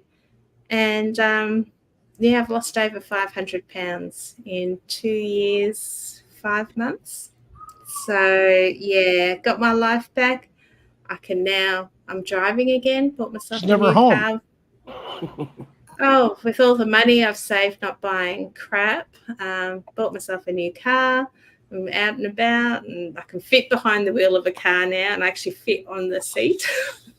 Going to Texas soon. I've been on a cruise with my girlfriend. Always out and about. And my daughter, she's struggling at the moment with her health. I can get in the car and I can help her and support her. If this had happened 2 years ago with her health, I would have been useless. So I'm so lucky that I was able to find my life and get my life back, and now I can be a proper mum to my daughter and support them. So, yeah. Todd. Oh, let's see. Where do I start? Oh, this is going to be long. Well, at conception, I was anorexic, and I was determined to beat it, and I did, and I overshot the landing a little bit. By the time I was 14, I was 600 pounds. I was just born huge, and I just struggled with diets on and off, my whole life. I was just always huge. Now I know it was, insulin resistant infant is what I was, but just huge, and fought it on and off, and finally, things came to a head in 2021. I got COVID. I was just got real sick. I got COVID lung. I got congestive heart failure. I was on oxygen, depression, anxiety, all these things, and was looking for an answer. But that put me into a spot where I had to be on home oxygen. I was stuck in a recliner for really about 2.5 years. Couldn't really get out of it. I was something had changed, so I was just trying to figure out if I was going to keep fighting or just give up. And took one last shot at it. Decided to take a faith stance. Started watching a lot of healing videos and healing scriptures. That brought me to, and as well as working into the keto thing, because I'd already been keto for about 2.5 years and it failed. I was on a roller coaster, but when this happened, so I went back to the drawing board, watching a lot of healing videos with Kenneth Hagin and Joseph Prince, and then started really diving into Carnivore, and that's on January 1st, 2023. That's when I started, and within 6 months, I was already down 205 pounds off the oxygen. Anxiety and depression was completely gone, and that's when I knew things were this was real, because I got Lindy's off switch she's talking about. I didn't have any cravings for anything for the first time. And my mind had settled down and the anxiety was gone. And it just gives you all of it back, And I mean, I had congestive heart failure. Well, I was completely off the oxygen. My resting heart rate went from 107 beats a minute to 68 beats a minute, and my oxygen went from 88% saturation on oxygen to 96% saturation with no oxygen. Completely got my mobility back. Just, and now I'm 18 months in. I'm 270 pounds down. Composition changes have been incredible. my strength is back, and I feel better and better every day. And now I have no addictions. I mean, I'm even off of. I mean, even my nicotine habit, a 26-year nicotine habit, is completely gone. It just took everything away. Like, I started realizing those addictions and compulsive natures were due to dealing with screwed up hormones and insulin resistance, and messing with our anxiety and our cortisol levels. Right? We need to medicate those with food and sugar. It's just a drug. The sugar was a drug, no different than an alcoholic or a drug addict. That's what it was. And so that's where I am today. And me and Lindy found each other because we both did a YouTube channel at the same time because of Bill Knott in Alaska. Because we were both looking for somebody that was 700 plus pounds like we were. And so we both started a YouTube channel to reach out to Bill to let him know that this does work. And that's how this came about. And that's why this is called 700 plus pounds and counting down, because we realized, who knows how many people are out there like us. And the very first person, Michael, week number 2, he found us. So yeah, it all worked out perfect. And now we're getting more and more awesome people coming in here. We're enjoying doing these shows, going to keto or Hack Your Health. Can you believe that? We're going to Hack Your Health. And, just 18 months ago, wasn't sure if I was going to live. And now we're going the next day. Yep. Yeah. Yeah. We're doing a live stream with all the doctors that we were listening to. And now they're going to be at a table with us eating our steak. So, yeah, for any of you guys that don't know, we're doing a live stream in Texas on June 1st at 7 p.m. on a Saturday, 7 p.m. Texas time. And we are having Dr. Baker, Dr. Kiltz, Dr. Chafee. Yeah, Dr. Bill, Kiltz, Chafee, Avadia, Dr. Abadia, yeah. And Ella Stack of Butter Gangs, yeah. Wow. Big names. Carrie Dr. Mann. Baker. Yep, Dr. Baker. And it's going to be awesome. So, I mean, it's pretty incredible how far that came so quickly, So, it's pretty amazing. Wow. So, yeah. But no. And, I mean, it happens so fast, right? It doesn't take long to turn your life around, And this time's going to go by fast no matter what. It's going to go by fast making you sick, or it's going to go by fast making you healthy and getting free. So, it's like, you definitely owe it to yourself to give it a shot if you're so inclined. Yeah. Michael will load me up and take me around like a punching bag. Pew, pew, pew, pew. Exactly. I'll be his sidekick to being kicked. I put it in water. Yeah, and because I had a little bit of water, because I just want to shoot it down like a girl shot and just be done with it. Yeah. I actually just squirt mine on my steak and then just eat it. Like, I can't taste it with a steak flavor because it doesn't taste the best. So just pop it on my steak. You barely even notice it's there. For me, now the way I'm doing it now. Before that, I was putting a couple drops in my eggs, but now that I've increased how much I'm taking, I just put water in my mouth and then just put an eyedropper full in my mouth and drink it down. Sure, it doesn't taste good, but get it down and Get it over with. That's right. That's why Medicine doesn't taste good, does it? No, it's not supposed to. It's not supposed to. Most of it does because it's loaded with sugar. Uh-huh. Yeah. We absolutely are going to be doing our show in Texas, and we're going to be at the Healing Humanity fundraiser, likely, or right thereafter. And we are definitely going to be doing it, because when else are you going to see me and Lindy on the same camera? It's going to be crazy. That's a good point. I didn't think of that.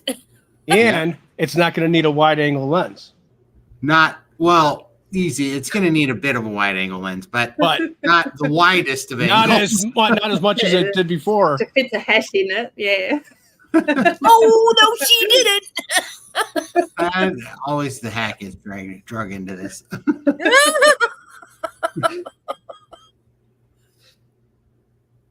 Easier to go for a swim in the afternoon than get warm? No. You can also get in a hot tub in the winter. That's not a thing. There's no way that's a thing. You can't swim. Here we go. You can't swim when you're working. And you know how much fun it is to work when you got swamp crack all day? Like, that's just, how do you do it? Like, oh my gosh. I couldn't do that. You're walking around going squishy, squishy, squishy, squishy all day. That's absolutely terrible. Good Lord. And this current, I'm not a very good faster, but this current fast I'm leaving open-ended. I'm just going to fast until my body says no more. So not putting a time frame on this one. I think it's the best way to do it. Yeah. Yeah, I think you have to. I had to pull the plug last week at 5 days, and I'm happy I did because I've done this enough times where if I push it, then I can't fast for weeks later. Like, I don't want to fast for weeks because my body's freaked out about it. But as soon as the first signs where you know you need it, if you just feed it, if you just refeed, it's kind of like, there's some, gym rats and personal trainers that'll talk to you about instead of pushing 105% every time you go to the gym and then have to spend 3 or 4 days healing, they're like, work to because there's a theory in the gym that you work until failure. You literally push until the muscle fails, and then you got it all right. But there's a few people are like, or you work until 90%, and then instead of having to take 4 or 5 days to heal, or even 3 or 4 days to heal, you heal up in 2 days, and then you work till 90% again 2 days later or a day later. And then because their theory is that the overall is that at the end of the month and the end of the year, you'll have worked out more days with more reps than you did by going to 100% failure because the downtime was so much. That's how I feel about fasting. If I push a fast just because I made a weird arbitrary date of 5 days, 7 days, 10 days, whatever. If I push it to that number just because I'm like, oh, I don't want to fail, I got to suck it up. Nope. I do that, then I don't get to fast the next week or the week after because my body doesn't want to, and it takes too much recovery time. Now, I just did a 5-day fast 3 days ago, and I'm back into at least another 5-day fast. So that's pretty incredible when you think about it, because at the beginning of this year, I had to do a 5-day fast and I overshot it, and it hurt. Right. And so I wasn't able to fast for a while. A lot of that, I think, had to do with over fasting at the time. I wasn't eating enough fat, and it was winter, which my body didn't want to fast through. But now if you just listen to it, you're going to get a bunch more fasting days in, which is good. You're going to spend more time in autophagy. You're going to lean out. And I really like that because it's kind of like a weightlifter diet or weightlifter strategy of bulking and cutting. Bulk up to put on muscle, but then you do a little cut to lean up, and you just kind of keep going back and forth, which also plays into an awesome thing that I like that Dr. Kilt said, because he said the body likes the act of balancing. It doesn't like to be balanced, because balance means you is atrophy, because balance means no more movement, right? And so you're atrophy, but it likes the act of balance. So that's what fasting and priming, or bulking and cutting, that's what these things are, right? It's a corrective measure that you're kind of on this little, tiny roller coaster, but you're making these corrective changes all the time, but your body just doesn't get stagnant to it, right? It keeps it moving, where it keeps it in motion. And I really like that. That's what's been very handy for me.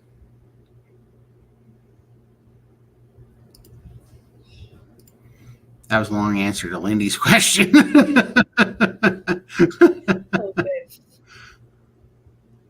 What happens after week 3 priming? I see 1 day fast, 23-1 on the calendar. That is a question for people above my pay grade. No, it's ask that in the open chat tomorrow, and Amy will be able to show you the rest of the calendars if that's what you're asking, because I don't have them memorized. But yeah, check that out in the open chat, and Amy can hook you up with those calendars. Electrolytes. I'll switch into lemon water. Is that good? So Be that's what better I than drink having the sometimes. aspartame. Yep. Yeah, for sure. Yeah. For sure. And I mean, you can do Dr. Berg's stuff too, and it's got Too sweet. Oh, Yeah, it's too sweet for me too. yeah. You can do LMNT, then it's a little bit expensive. You can do snake juice. I can and- say something about the LMNT. The Yep. flavored ones. They use stevia as their sweetener, which is fine. Some people like it. I don't. Can't stand stevia. But there is a little bit of maltodextrin in the flavored ones as a carrier to offset the bitterness. Now, be careful. Maltodextrin is worse than sugar. Marketed as 0 calorie, which it is, of course. It is. But it's a tricky one. You're better off just dispensing with aspartame, those sweet and low, equal sweeteners, all of those things. Just I got rid of them. I went to monk fruit. Stay away from and read the label. Stay away from anything with maltodextrin in it, because that was an eye opener and a half. Just if you need electrolytes, if you're going to buy them, get the raw electrolytes. Stay away from the flavors. You're better off just putting like half a teaspoon of monk fruit in anything if you must have a bit of sweetness. But yeah, that's all I'm going to say about that. It's good. I've gotten to the point where I don't need electrolytes, but it took me 9 months to get there for sure. And now I get it out of my food well enough. I keep starting carnivore and then I F up and try again. But how do you commit fully? The why. That's right. The why It's is the why. Yep. Anytime you want to ready to give in, ask yourself why you started it in the first place. Yep. Dig deep. And look at the stuff that you have to gain. Yeah, I think to expand on that, I agree with the why, but the why comes from knowledge, because you don't even understand your why yet. A lot of times you don't fully have it figured out. I mean, some of you do for sure. Because if you get sick enough, that becomes your why, and it becomes a very, if it brings you to your knees, that becomes an easy why. But also, when I was doing it, the thing that really fortified my why was when I realized that we'd been lied to, right? And that our food environment had been screwed up. And then my why really became, I shifted from thinking that I was broken to understanding that I was being attacked now by our environment, our food system, by money, that there are powers that be that are making us sick on purpose, and they're doing it for profit, right? And it's not even a doubt in my mind anymore. And when I saw that, if you had a bully that you couldn't stand and you detested him, and he was trying to beat you up every day, would you bring him money? Would you buy his products and give him money to empower him to keep fighting you? And so when I look at sugar and all that crap in the stores, those donuts, this junk, these sodas, the medication, even, the prescription medication, I'm funding the war against myself when I do that, right? And so I don't want to play these guys a game. These people that have, as far as I'm concerned, they killed my brother, they killed my dad, or made him sick too for a long time. They're the reason my mom probably has Parkinson's disease. They're the reason that my brother deals with some MS stuff, and that my sister had gastric lap band surgery and my mom had gastric bypass surgery. All of these things, I see it, and I see everybody sick. 3 people, friends that I know in the last 2 years now have committed suicide because of mental health and drug things, right? And I see this, and I just don't think it has to be. Definitely a large portion of this could have gone away, and now I see that from learning what's going on, and now I think about it every day before I make a choice to not give these people money, because these people use that money to lobby places and pass laws and get stuff pushed through the FDA and put commercials on the radio and steal shelves product and push out local farmers that are making healthy stuff, and then they try to regulate it so that we can't have local farmers and they can't grow local healthy beef and have chickens and stuff.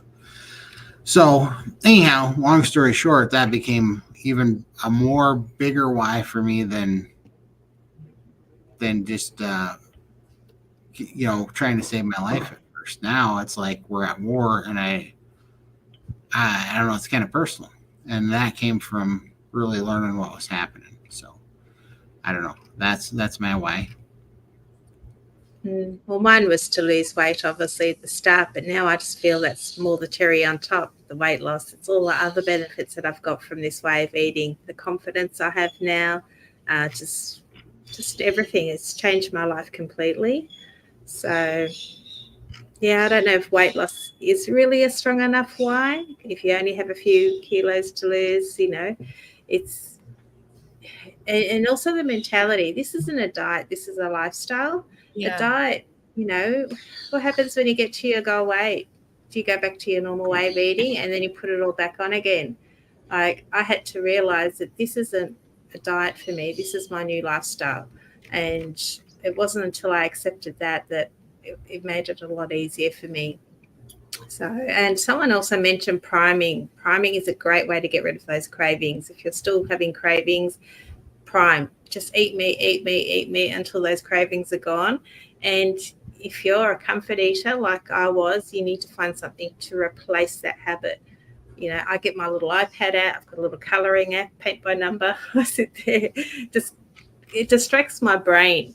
So I'm keeping my hands busy, my mind busy by colouring in. I'm not thinking about food. So that's my new thing. And even when I watch TV at night time, my hubby and I, we sit down, we pop a movie on or a show, and that was the time we'd ring up, order pizza, I've got my iPad. I sit and I colour in while I'm watching TV. So I'm not really watching, I'm more kind of listening. It's background noise and I'm colouring in. My husband's doing his little cross stitch, and no snacks come into the house, no pizza, no nothing. And that's just been how we deal with breaking that habit. So Absolutely. And I'd also say, if you can, join a community. We always recommend the Steak and Butter Gang, but that community really helps because Steak and Butter Gang has community calls every day from like 11 till 5, and you can ask questions because it takes a while to figure out how to do this and how to be successful at it every day, and being immersed with like-minded people that are going through this walk at the same time you are and have similar issues that they've had to overcome. They can really help you a lot. So I would definitely recommend getting into the Steak and Butter Gang or any other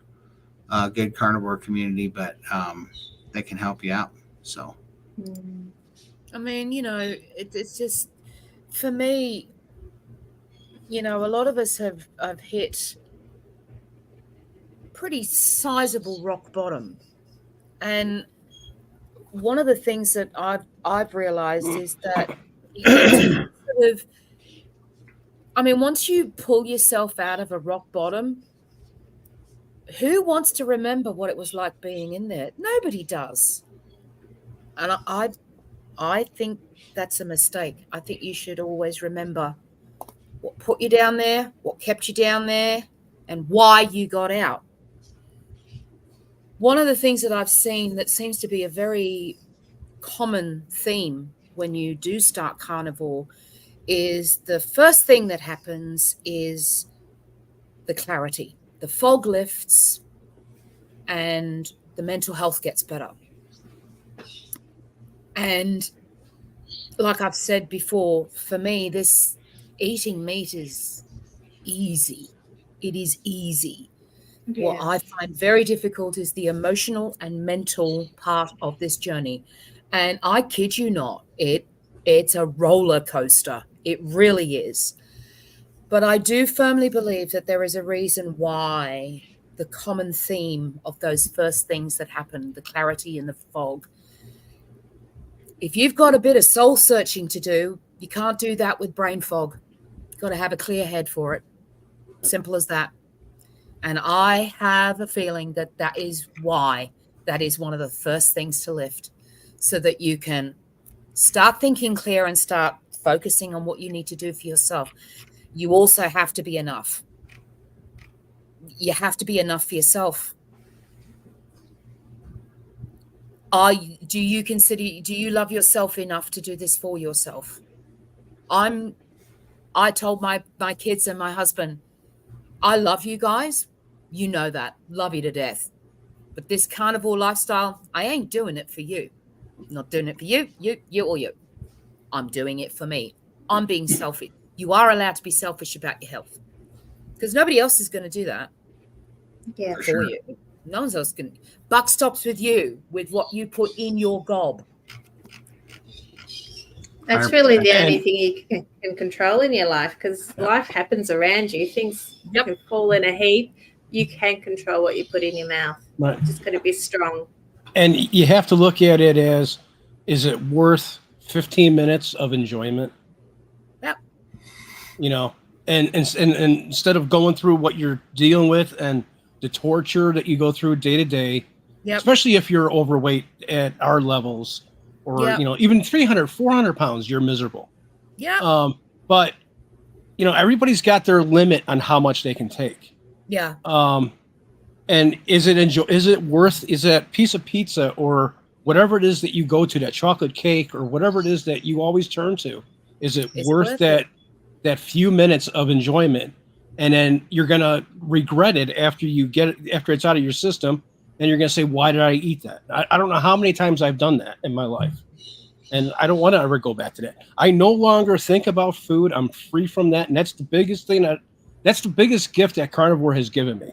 Yeah. No longer that off switch, like Lindy calls it, that you no longer have it constantly in your head. I could just got done eating, and 15, 20 minutes in, boom, I'm thinking about food again. Oh, I know there's a little bit more in there. I'm going to go back in there and take a couple more bites. It was so good. And I don't have that no more. Right now, I go in there, I make my meat or whatever I'm going to have, eggs or whatever, and I'm done. And I don't think about eating again no more. It doesn't come up anymore. It's so freeing. Absolutely. Yep. You're not wondering where the next meal is coming from. It may seem like it's strange, but I worry about one meal a day. And I'm not worrying about, what time is it? What time is it? What time is it? Oh, gone. Yeah, and I mean, like you said earlier, it's not restrictive, because being stuck in your house for 20 years like Michael's restrictive. It is restrictive. I missed out on so much of my life that I can't wait until I'm free to go do things again. I can't wait. Yeah. Absolutely. And you guys need to jump on a plane and come and visit us in Australia. We will. Me and Michael will set that up. We should do that in a few years, Michael, like 2 years. Yeah. Well, I 2 or 3 years. I plan on going many places that I haven't been to in a very long time. They're always wanted to go to. The 4 of us on a night out. Oh. Oh, heck yeah. Watch out, Australia.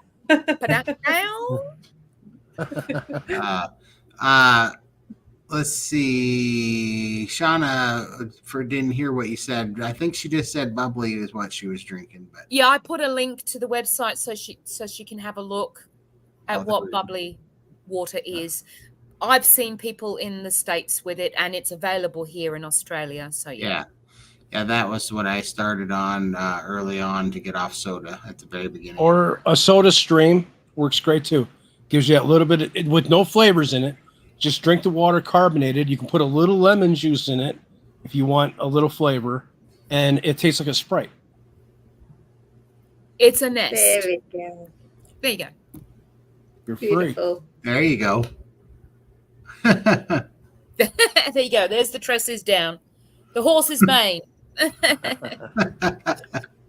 That's awesome. Love your story, Michael. So strong. I'm looking forward to you announcing that you've gotten outside. I was homebound for 3 years due to anxiety. Been free since last Thanksgiving. That's awesome. That's awesome. So happy you're Beautiful. free from that. Mhm. Everybody Yep. does. Everybody's story is different, and everybody has one. Yep.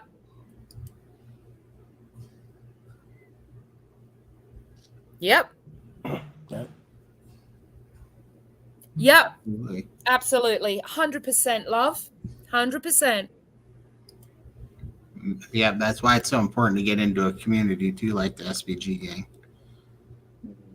I tend to get emotional with so many people. I hear their journey to health and I love the community so much. So blessed and thankful. Yeah, this is an awesome community. It is. It's one of the best communities I've ever been in. Mhm. For sure. Sure, Hi, there's a Brooke. few bad Awesome. apples, but Oh, yeah, there is. But, yeah, we're not going to go there today. Yeah, don't name the apples. no apples, no names. Did anyone see Bill Knott's latest video? He stepped outside did. on his own and I sat on wept. his porch. Buckets. Awesome. I wept buckets. I just wept. I cried hard. I'm just, He's out. Yep, it works. I mean, that's the thing, and that's what which this is good.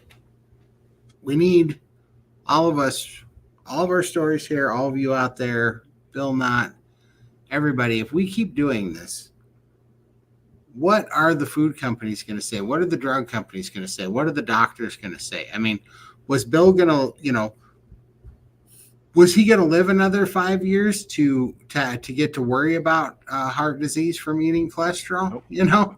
Like he wasn't going to live another 5 years to worry about it. I wasn't going to live another year or two. I didn't feel like, my To days were work. numbered. Yeah.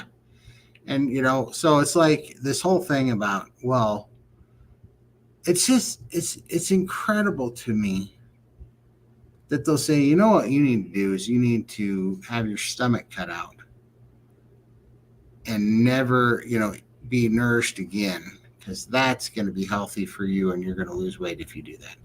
But then you go, well, sort of, but Lindy lost 500 pounds eating steak and animal fat. And they're like, that's not healthy. That's not a good example. And then when she told the doctors how much weight she lost, what did they ask you, Lindy? What was the question they asked you? Oh, did you do it with Ozempic? And I Yeah. said, no. And they said, would you like some? And I said, no, thank you. Yeah. They offered me Ozempic. This is only like 2 months ago. Yeah, 2 months ago. Because I've still got weight to lose. But I'm more than happy doing it the way I'm doing it. I don't want any drugs. You're doing quite it the happy with healthiest it. way. Yeah, Best way. and I'm not in a hurry. I'm just going to take my time. I feel fantastic. Why would I want to add and change anything up? Don't change what ain't broken. That's right. Mhm. Yeah, for sure. I know why I ate so many carbs. It was because I was stuffing down my emotions. I have always been a rather curious person, constant need to feed my brain and look at things most people refuse to see. Mm. Yeah. Yep. Yeah, that's a common one for a lot of people. I have no idea what this is. Yeah, we're not doctors, but maybe a good question for Dr. Chafee or Dr. Berry. They do their lives, and you can maybe ask I'm one not of sure. them. Yeah. Yes. Yeah, and definitely. I feel like I've seen your name before. If you're in the SBG, they have doctors' calls too that come in. Like Kelch was just on there, and Chafee Chafee's coming sometimes, up. yeah. Yeah. Chafee comes monthly. Yeah, Dr. Hampton. Dr. Hampton, yeah, Dr. Kiltz, Dr. Chafee. Mm. Definitely give one of them. Even Dr. Phil's in there too. Yeah, Dr. Phil would help you out. Yep. Really? Not that Dr. Phil. Oh, a different Dr. I was going The to say. real- The real Dr. The Phil, real one. Ah, okay. not Yeah. the fake one. Unfortunately, Barry won't be. He's on vacation at that time, so yeah, he would get in big wifey trouble if he did Uh-oh. if he blew off the vacation. So no, he's on vacation. So next time though, we're hoping to get him in the future. Yeah, June 1st. June 1st, 7 p.m. Coming up here very shortly. About I don't know, just about 12 days, I think. 12, 13 I days. know. Going to be in a room full of celebrities. I'm so Crazy. excited. And then us looking befuddled. I'd be just going, oh, thank darling, I know. Yeah. Lindy, how much weight have you lost and how long did it take you to lose it? I couldn't tell you because I don't know what my highest weight was. I say it was 800 plus or minus. Last measured weight was 750 pounds. But that was 6 years prior to my 50th birthday. But I've lost in excess of 500 pounds in 2 years and 5 months, I think it is. Yeah. So I'm around 270 pounds now. That's awesome. Yeah. Does anybody get pain on the tops of their feet and tops of their hands periodically? No. I do on my left foot. Like I've got shoes with a strap on it, and I actually have to take the strap off because it hurts the top of my foot. And I think that, I don't know whether it's like that's the same foot I had the neuropathy in. So I don't know, there's something's not quite right with that foot. And I find it goes to sleep often, and it is a lot better since being carnivore. Like it's not numb, and I don't get the pins and needles that I had in the bottom of the foot, but the top of my arch, yeah, still not quite right. But I'm hoping that will all fix itself up over time. Absolutely.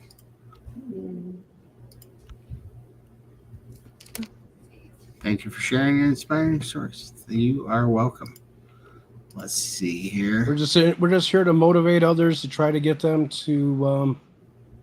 There's a way out. This is an interesting topic because we don't worry about it, but I do prefer to be in ketosis because I feel better when I'm in ketosis. So I don't know about you guys, but I like it better when I'm in ketosis because I feel better. I have more energy, and I love it. Yeah. I feel the best when my numbers are high and I'm in there. It's amazing. I used to like to check my ketones at the start when I was doing keto and that, because everyone was saying how important it was, blah, blah, blah. But I haven't got blood in my fingers. So it'd take me 5 test strips to try and get a ketone reading. And I just gave up and just thought, bugger it. And then I did try and buy one of those breathalyzer ones because you guys have got one. I thought, it'd be cool to know if I've got one. And Amazon lost it.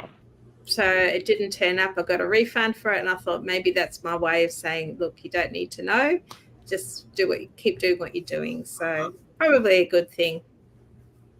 So no, I don't follow it. I just eat my meat, keep it really simple. That's it. Yeah, I don't, I use it. I don't make any decisions based off of my ketone readings, but I do like to know, hey, what I your ate body's something. doing. Yeah. Right. And I'll be like, hey, I ate something. I'm tired today. Why is that? And I'm like, oh, it did knock me out of ketosis. I must have had too much lean protein, those type of things. So it's just handy it's just another tool to give you more perspective of how your body works and how it feels when it's running a certain way. So it is pretty handy that way. Oh, is my hubby doing carnivore? I call him a dirty carnivore. He tries, but he still goes off the wagon. Yeah. I mean, just last night he sent me a message. He was on his way home from work and he's like, I'm going to buy some peanuts. Do you want something? And I just said, no, thanks. Shook my head. I'm like, I hope you're not going to bring those peanuts in the house because I don't want them here. But he didn't end up buying them. But yeah, he does tend to get like panic attacks, and he did have one last night, and I thought, oh, he didn't have the peanuts. Where'd that come from? And I said, oh, what did you have today? And he had the meal that he normally has. He has steak and eggs, but he also had his dare ice coffee. So I'm thinking his dare ice coffees are triggering his panic attacks. So I'm like, oh, okay, no worries. And I'm going to go off them now because he knows I'm coming to Texas. I'm going to be gone for 10 days. My daughter's coming with me. So he's going to be home alone. If he has a panic attack while I'm away, who's here? So I think he's kind of woken up. So maybe he'll go strict now for a little bit. But that's a big why for him. He doesn't want to have a panic attack alone. So we'll see. That's awesome. My why, I want to lose 80 pounds and get rid of my joint pain, arthritis, IBS, hemorrhoids, brain fog, strength. I take care of my dad who's 90 and I'm tired of being tired. I'm thankful to have help. That's a huge why. Yeah. Yes. And you need to be at your prime to be able to take care of your dad. So you've got to look after number one first, which is you, and then you're there for your dad. So that's what I missed all the time. I was always throwing myself into caring for others, and my self-care went out the window, and then look what happened. Fell in a heap. 100%.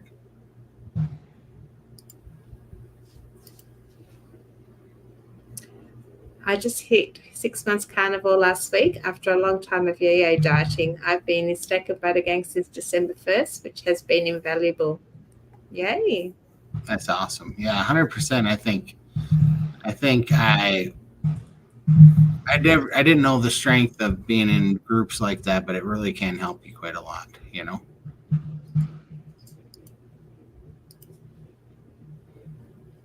If you live with others who don't do carnivore, did you get rid of all the temptations?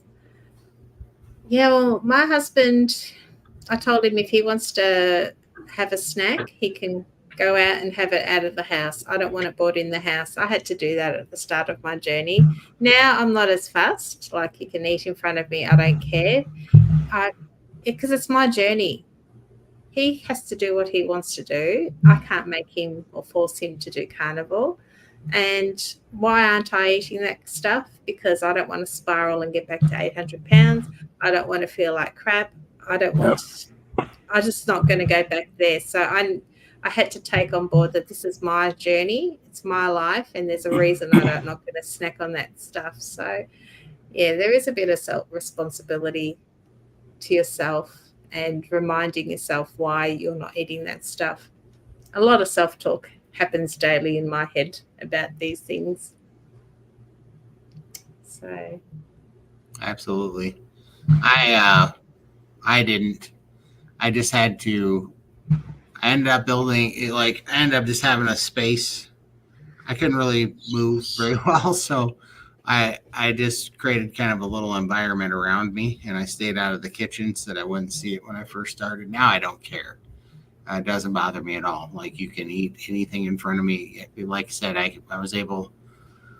I could be 5 days into a fast and feeding my mom fast food and staying away from her donuts and feeding the dog, steaks, and it doesn't bother me anymore. But at first, it was important. I have returned. No worries. hi, Kathy. I'm going to Hack Your Health, and I made all the arrangements minus motel because I want to see if I can room with some other ladies. Okay, if you're going to Hack Your Health and looking for a roomie, let's hit Kathy up. Yep. Yeah, are you in SPG, Kathy? Because I think there's actually a link it's the free forum, so you could even join the free forum. And I think there's other ladies looking for roomies there, so you could probably hook up with someone there. So I think. Yeah, I think so too. We've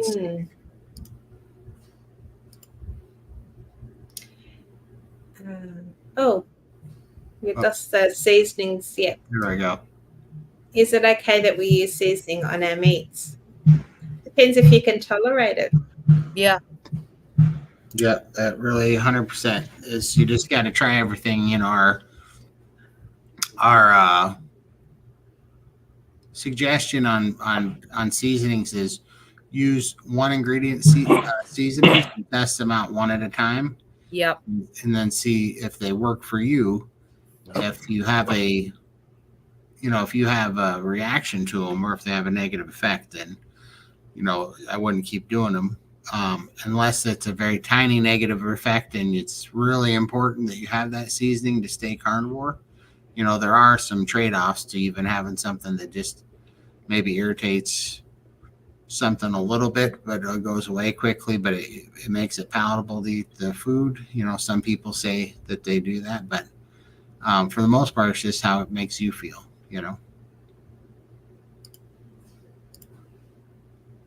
Donna, I know when I'm in ketosis because it feels great. The keto mojo meter allows me to check my glucose and ketones. Oh, I wish I Yeah. could get that here. I can't get that here. Yeah. That's awesome. Do you have a certain time at night to stop eating? I like to eat it, or stop eating at least 6 hours before I go to sleep. I know that's a long time for some people, but I do not want to be digesting food when I'm trying to sleep at all. I like to try and eat by at least 7 p.m. Otherwise, I do feel it and it's obviously for those reasons. 7 p.m. is my limit. Anything later than that, and I feel it. Yeah. I try to stop eating at I usually have dinner if I gonna do like a 2-mat or something like that. I usually have dinner around 5 p.m. And then Yeah, it takes me a couple of hours to eat my steak, so 5 to 6 is when I like to eat. But if I am feeling peckish at night, I'll have that colada. I'll just drink that, and I don't have that heavy feeling, and I can still sleep like a baby. So the egg colada recipe is really cool, or just scrambled eggs with lots of butter. It's always nice at night too. It's nice and light. For sure. I don't understand the stall. I lost 13 pounds in the first 30 days. The next 60 I lost 0 pounds. Could you explain the stall? Mm-hmm. Yeah. Yeah. Well, and there's some funny things going on there too. So when you lost 13 pounds in the first 30 days, it wasn't because you lost 13 pounds of fat. You lost inflammation. Yep. Which makes you store fluid. So you lost fluid, which there's nothing wrong with that. That's good. It's a good way to get off you. That's dirty fluid, and it's fluid that's making you have joint pain and muscle soreness. It's going to keep you vulnerable to getting, sick, and it's going to, weaken your metabolism or your, what am I trying to say here? Your immune system. Yeah. Yep. And so all those things are good to get it off, but you didn't lose 13 pounds of fat. So you only have so much inflamed fluid, but you probably lost a pound or 2 or maybe 3 at that ratio. Who knows? But then in those next couple of months, what we also have to realize is that we are feeding our body too real building blocks, and our body has a bunch of tissue it's got to repair. And so you build muscle in its place, and you build bone density and white tissue. So those are composition changes. So you really just need to boot that scale out of your life for a while. Yeah. And just concentrate on how you feel. Your body's healing. Yep. That's the thing about this. I mean, I do weigh myself every week. I take photographs every week. That's my thing. It's fine. For instance, this week, I didn't lose anything. I stayed exactly the same weight. I haven't measured myself yet. And I'm not fussed about it. I know that I haven't had enough fat this week. I know that for an absolute fact. But I also know that I've stalled since I started 5 months ago, and I've even put on, but I'm just not fussed about it because this poor little lifestyle has got so much to do in healing you. It heals your body. Mm-hmm. It's got a big job to do. A big job. So I'm just sitting here, trusting the process, just keep eating meat. I've got ladies on my channel who are experiencing similar stalls for longer, but they just keep trucking along because this thing is going to heal you from the inside out. For sure. 100%. And that's exactly why you can't watch that. I mean, it's kind of funny, but it really is like that. I mean, if you cut off your your leg, you'll lose weight. But does that mean that It's good for you? Yeah, No. right. It's not the kind of weight you're looking to lose, right? No. You're looking to lose fat, but you're also by eating the protein and the fat that it takes to do it, you're also going to build muscle, and it's the muscle your body wants, and it's going to be the denser, more healthier tissue. So there's going to be composition trade-offs there. That's going to happen for a while. Best thing to do is put your scale away. Yeah. Stick to carnivore and just don't worry about your scale. Right. If you move easier, if you feel better, if you have less pain, Right. things fit better. If you have more mobility and you can reach things and you're more flexible, all these things. Look at you, Todd. You were losing. Your scale wasn't moving for you at all, but you were going down shirt sizes. For sure. I went down 3 shirt sizes, and even more interesting was the when I saw a short video that somebody cut of me, Adam at Carnivore Today cut of me, and I looked back from 6 months ago during that time that I hadn't lost any weight, and it was day and night difference. When I look back 6 months earlier, I thought that I'd been stalled, because the scale wasn't going down, but all that was happening was I was actually building muscle. I was burning fat. I was just replacing it with muscle. Yeah. So the scale wasn't moving, but my body was changing big time. There we go. Yeah, SBG has a free section. If you'd like to join that, please email Bella at SBG. Yep, please do Yeah. so.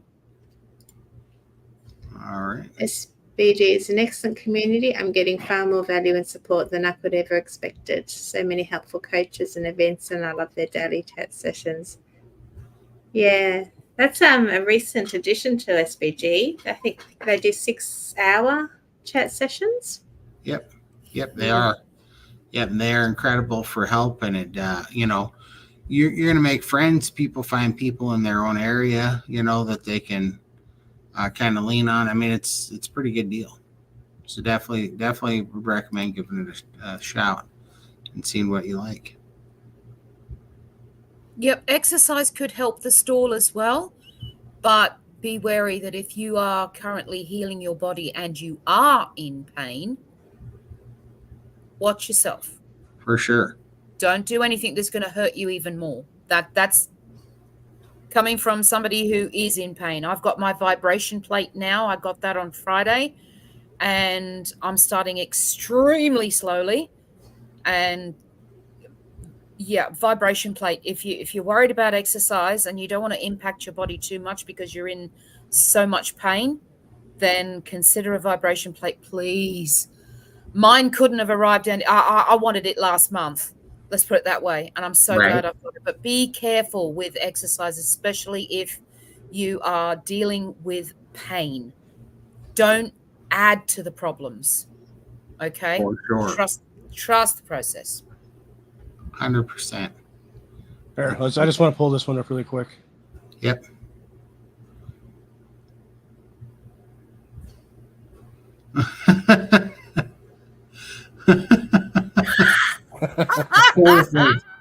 Thank you so much. Look at that thing. It's Todd. It's taking up my whole screen, man. I can't see nothing. It should be taking up your whole screen. It's I can't believe it either. I'm like, how perfect is that? That a Rogue 405. You're lucky this got in the way, because it could have gotten your eye, man, and it would have been a lot worse. That's true. But man, it landed right on the schnoz. It's like, it wouldn't be so bad if it was over here or over here. Or in your beard or something. You couldn't see it. Yeah, but no, right there. Right smack dab there. It's like, oh, I can't believe that landed so perfectly. I'm going to skip the one. Okay, yeah, one for Lindy, right? Yeah. I find if I'm waiting or wanting to eat later, then it's an emotional eating. Yep. Yeah. That was my problem. I used to always want to eat before bed, and it's the worst time to eat. For sure. Yep. Here's one for Lindy, if you got time, Lindy. Or Sorry, my daughter just rang me. She just left hospital. She had a pre-op appointment, and she's doing really well. And they've booked in for surgery this Thursday to have her other eye done. So That's awesome. Latest update. Yeah, so that's good. Have That's you heard the Australian cookware company Solid Techniques? They are my favourite carbon steel pan.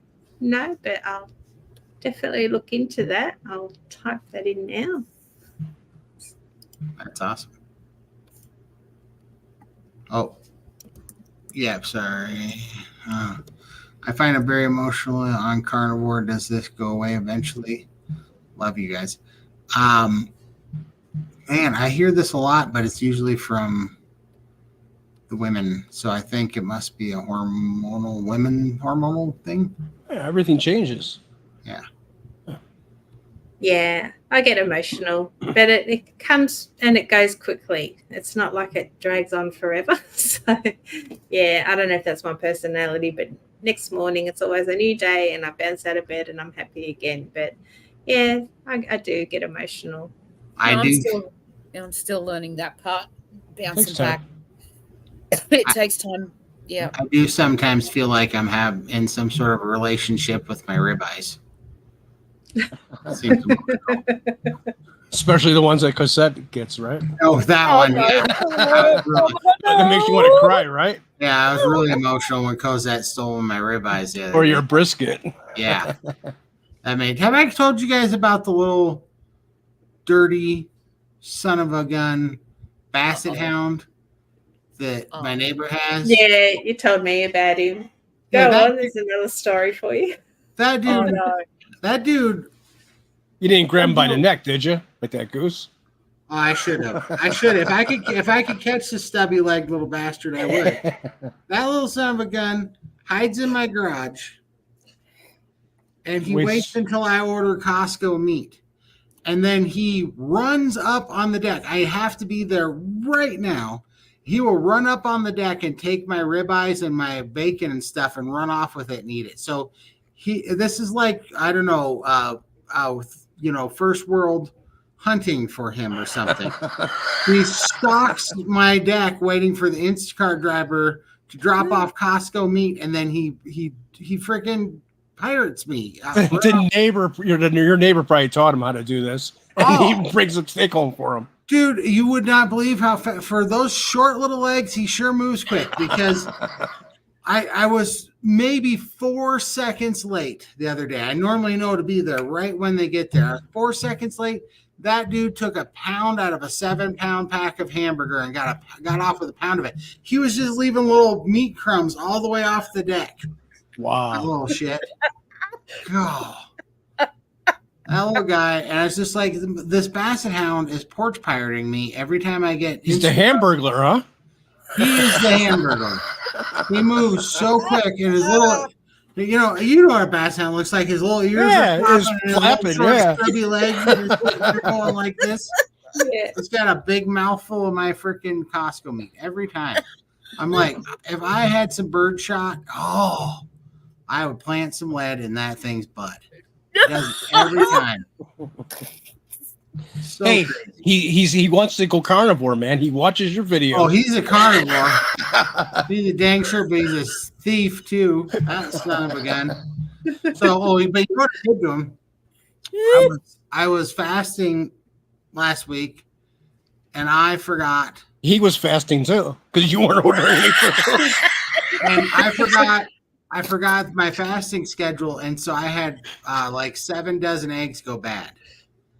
And I was like, you know what I'm gonna do? And I put them out on the deck, and I was like, "Here, boy, come on!" Because I'm like, I want him to go and eat all those eggs and go to his owner, and I want him to let out the biggest stink bomb and diarrhea fest in that dude's house. Knowing him, he'd leave you a surprise on your deck. Oh, he would. He would return to rain the egg curtains for me right on the deck, I'm sure. But he did eat some of those eggs, and so I'm wondering what happened, because he ate a bunch of rotten eggs, and I hope that he just went and like mustard gassed his owners to death so that they get a little payback, because that dude, they must never feed him, because he just sits out there and he lives off of my groceries. Well, unlike the caveman, he knows where his next meal's coming from then. That is a fact. He knows. He waits until he's probably waiting out there right now, Todd. Oh, I guarantee you, if I walk out, I guarantee you, if I walk out here for most of the time during the day, if I walk out here and go in my garage, he's hiding behind the boxes waiting for. Yeah. Yeah, that's it. It's crazy. Once because I know every time I let Cosette out or the cat goes out there, he goes running off. Freaks off. Oh shit! You need to set up a little camera out there, man. I do. Show the neighbors how many times he's gotten away with ribeyes before. He took a whole pork belly one time. Oh, Send your neighbor a bill. I should. Like, oh, that dog. So crazy. So funny. Worst case scenario, you might need to puree all foods with whatever that word is. What is that word? Esophageal. Esophageal. Sounds like a throat thing. Yep. Yeah, It's esophagus. esophagus. I gotcha. How much fat should we be eating? I don't think that's a tough question for everybody, but I personally am just going to tell you what I do. So I eat a 1 gram of protein for every lean pound of body mass that I want, what I think I'm going to have. And then I double the fat, which is an awful lot for me because I'm a big guy, right? So I'll eat sometimes up to 400 grams of fat a day, which by itself is pretty much, it's like 3,600 calories just in fat, and not that calories don't mean anything, but to give you an idea. But that's because I function better off of a 2-to-1 fat to protein ratio, which is also known as 80-20 by calorie.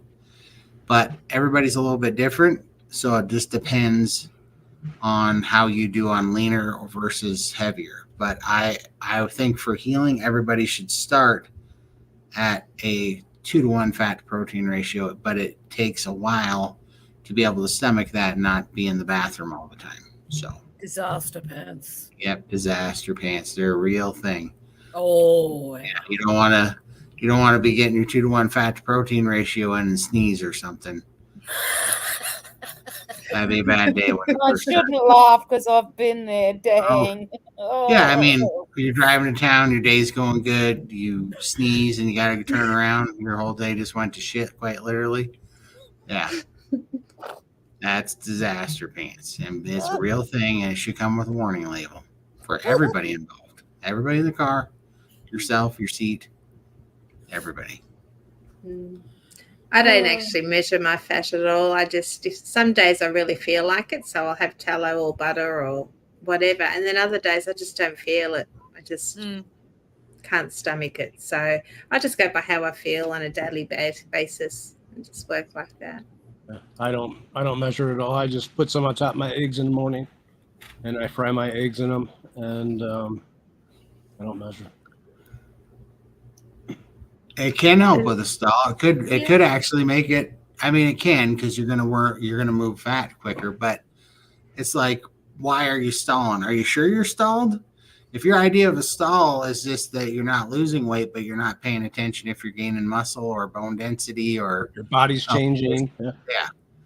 Like, what kind of stall are you talking about? I guess. And then if you are actually truly stalled, where there's no composition change and no weight loss, that can be normal too. I mean, there's so many different composition changes too. There's this stuff called whooshing, where you burn fat, but then it gets replaced with water because it fills in the empty fat cell, right? Yeah. And so it takes months for that to go away. It could take 3 months. So you might be burning fat, not gaining muscle, but you're putting water in. But usually you'll see that in inches. Then you'll see a little bit extra room because it's more dense than fat. So you have to know why you are stalled, and then you can kind of do it. And also, like Ken Berry says, he said, if you lost a bunch of weight, if you've been losing weight, your body also just wants you to relax a little bit. Take a break, and then metabolically your body needs to get calm, know everything's all right, and it just wants to stabilize for a little while, and then take off again. There's certain plateaus that happen that way where your body just wants to go, are we okay? Because we're sure dumping a lot of weight right now. And boy, if we went through a famine right now, the way that we're plowing through this stored fuel, we could be in real trouble, you know? So it wants to see those things too. So there's lots of reasons, but you could do some exercise. But if exercise causes you stress and high cortisol, it could backfire and you could actually gain weight. If exercise and stress hurts you and you get stressed out and then you get depressed and then it makes you eat, right? And you don't stay the course, then that can stress you out, you know? Yep. But if it feels good to exercise and you want to, then by all means go ahead and do it. But not at what cost if it's just because you're stressing over the scale, you know? Hey guys, I gotta take off. Appreciate it. Thank you. Thank you for coming. Take care, Michael. guys. Love Love y'all. Bye-bye. Yeah, Love see you, you, bye. darling. Bye. Mwah. We are getting that dude to bed, and I know you can hear me, and now you can't mute me. You're getting to bed, you dirty dogs. So he needs a bed. Oh, He's got to get his feet up. You know, Yeah. he's got too much bless his lymphedema. heart. And he's so He deser- stubborn. he- I love him so much. I hope he can hear me. He deserves a world of kindness, that man. He's a good dude. Super He good really dude. does. And I'm sticking to that. I'm sticking to that. Yeah. He just, For sure. Yeah. Absolutely. And we just got to get him a bed. And he won't accept anything, but I'm going to find him one way or another. I don't care if I have to drive there. And maybe well, we can work together, darling. we 'cause will I work. I have my ways as well. And so does my husband. There you go. We're gonna Maybe do we it. can work together. We will. We absolutely will. Because we're going to get him a dang bed. Because he's got to get his feet up, right? Yeah. And because if he would, you know, you can't spend that much time. And I know what it's like when you're that big and your bed's all screwed up, man. It just usually what ends up happening, you know, is you get in some kind of funky bind and you're not getting the support and there's too much pressure on one spot of your knee or something. And it just gets trapped in there. I mean, it's, Yeah, he has a bed, Carol. He does have a bed, but he needs something special because he is special. yeah, he's got to get his legs up. When you have, like, if you guys saw how big his legs are, they have to be raised, elevated above his heart to get that fluid off there. And it's because it's so hard. It just keeps you down for so long. Like, I can't tell you what an extra 40 pounds of fluid in your legs feels like. It feels like 40 pounds of fluid in your legs feels like 100 or 200 pounds on your back. Like, it is so much heavier. Just imagine a little 3-year-old wrapped around your leg and you're trying to walk with these little 3-year-olds. Yeah. Have you ever have you seen those? That ain't That's no what it's picnic. like. It's very hard. Well, and then you can't get it up on any, you know, up on the bed. It hurts your hip. It hurts your knees. With that pressure is hanging off you all the time. Yeah. And he's just got to get it gone, you know. How much fat should you be eating? That's down to personal preference for me. It's when I'm starting to feel tired that I know I'm not eating enough. I need to top up fuel. Exactly. Absolutely. Yeah. Everyone's different as well. So you just need to find what works for you. Bit of experimentation. Yeah. And that's probably why, because, you know, I've been really emotional this week.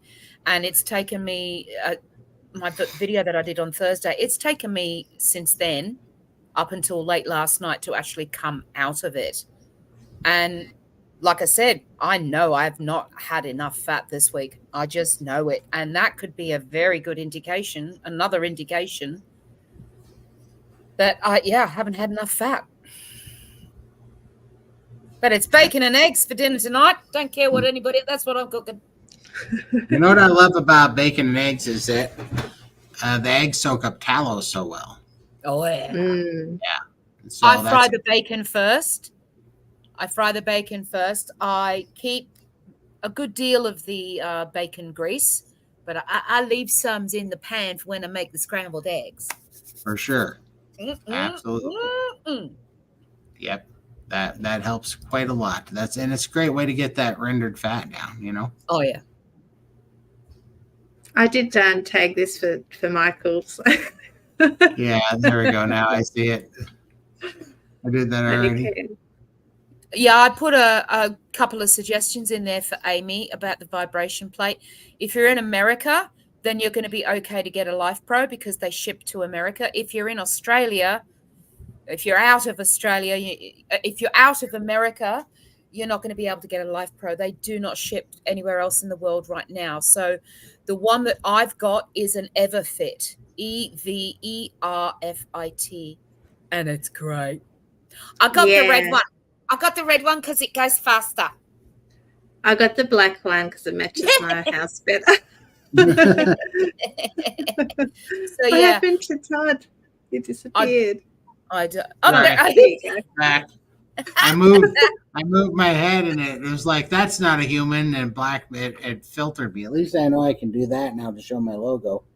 Oh, that's so freaky. Yeah, all I gotta do is like, he's nice, see me? No, you don't.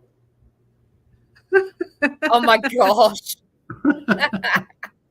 So yeah, if you want to get a vibration plate, it will help. I mean, the one that I've got by Everfit, it's a maximum load of 180 kilos, and that's fine. I just sit in front of it and just put it shakes you. Trust me, it shakes you even on the low setting. Like, it shakes you. For sure. And I bought the same one on Myron's recommendation, and I love it. I've got a $300 one under here, which is broken. It barely goes, and I've got the Everfit one in my bedroom. I can stand on that one, and it is so much better, and it's half the price. So, yeah, fantastic. That's awesome. I'm actually going to buy a second one and replace this beast under here because I hate it. I don't understand monitoring ketosis. If we are only eating meat, aren't we already in ketosis? Well, sort of, but sort of yes and no. So Dr. Chafee would say that by not eating carbohydrates, period, we're already in ketosis. Yeah. But for the most part, or we get into ketosis and we have autophagy happen just by not eating carbs.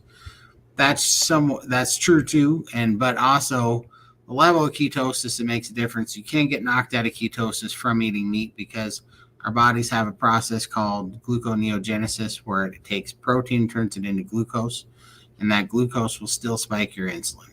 And that insulin will knock you out of ketosis because you'll start burning glucose instead of fat for fuel, and you'll stop producing ketones. So basically, everybody has a threshold of how much meat, protein they can digest at a given time. And it's that different for everybody based off of how fat adapt, how well you can get to your stored fat, how much dietary fat you're eating. It's kind of got some, it's just individual. Mine, I've tracked it down to being basically about 65 grams of protein. I can eat about 65 grams of protein in one setting. If I eat more than that, it's going to start creating glucose, and I can tell because I get a little bit sleepy after I eat, and I get out of ketosis. So, no, because our bodies are so smart and so good and adaptive that, no, you can definitely knock yourself out of ketosis with meat. I mean, it's not a big deal. It's not an end-all be-all, and it's way better than anything else, and it's not going to stop you from having progress. But if you like the feeling of being in ketosis like I do, you want to add more fat and less protein, per meal. So. That's one smart kind of old dog. Oh, yeah. Yeah, that little turd bucket. I cannot believe him. He does that. Yeah, the dog's fasting when I fast. That's 100% true. He's like, I sure hope this guy gets knocked out of his fast here soon. We're gonna need to eat something. Yeah. Yeah, this eat dog's the probably solid like, I fat. better do some priming and eat all his meat on his front porch. Exactly. Todd should come with the warning label. Every week I laugh until I cry at least once. I'm here all week. I use photos and Oh, tape measures over weigh-ins because it's at so much changes you might not see. Yeah, for those sure. photographs tell a completely different story, folks. Can confirm. Oi. Absolutely. Woo. They are much better judge of what's actually happening. Those plateaus also allow your fat cells to shrink.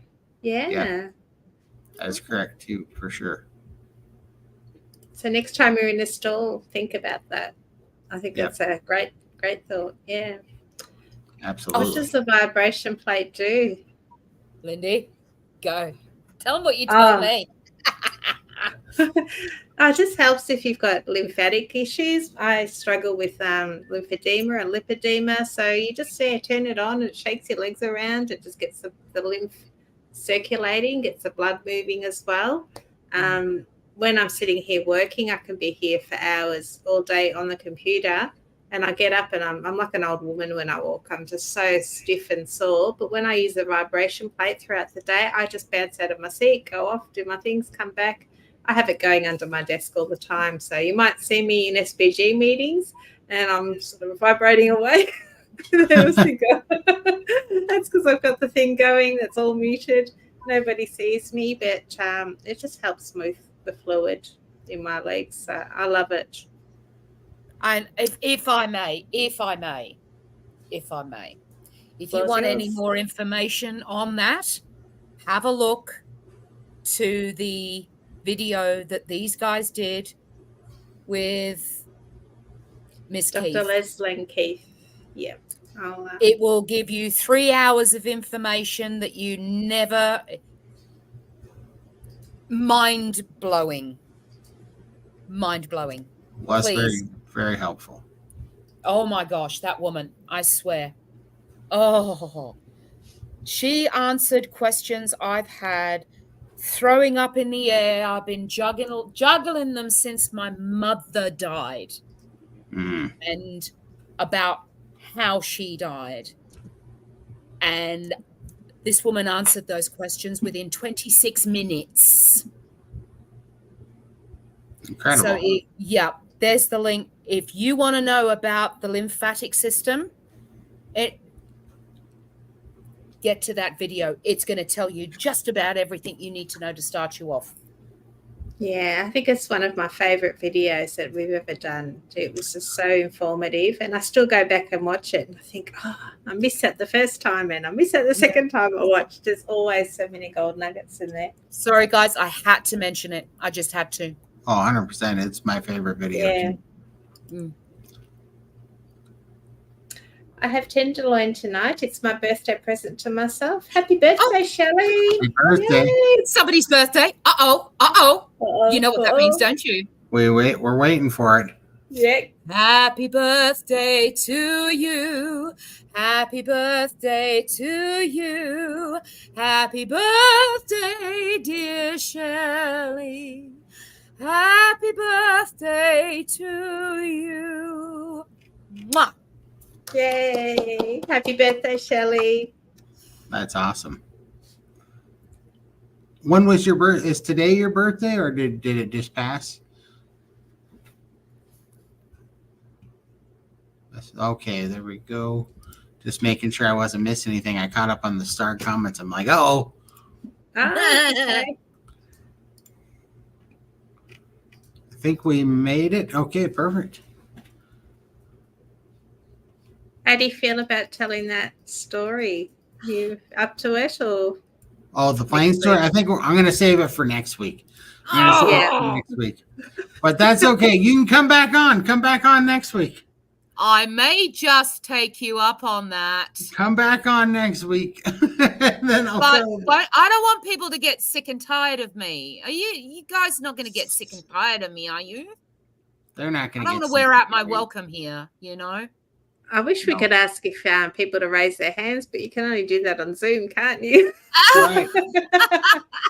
Sure. Oh, good. If you want me back, just comment. Just. Yep. Comment. I if don't you'd want like to to see. upset anybody. If anybody else wants to come on here, you know. Oh, there's one for you.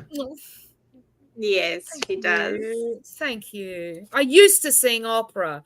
Funnily enough, prior to starting Carnivore, my vocal cords were not doing too great. But in 5 months, the sound is resonating differently because it's even healing the vocal cords. Happy birthday, Shelley. Oh, you see, she knows.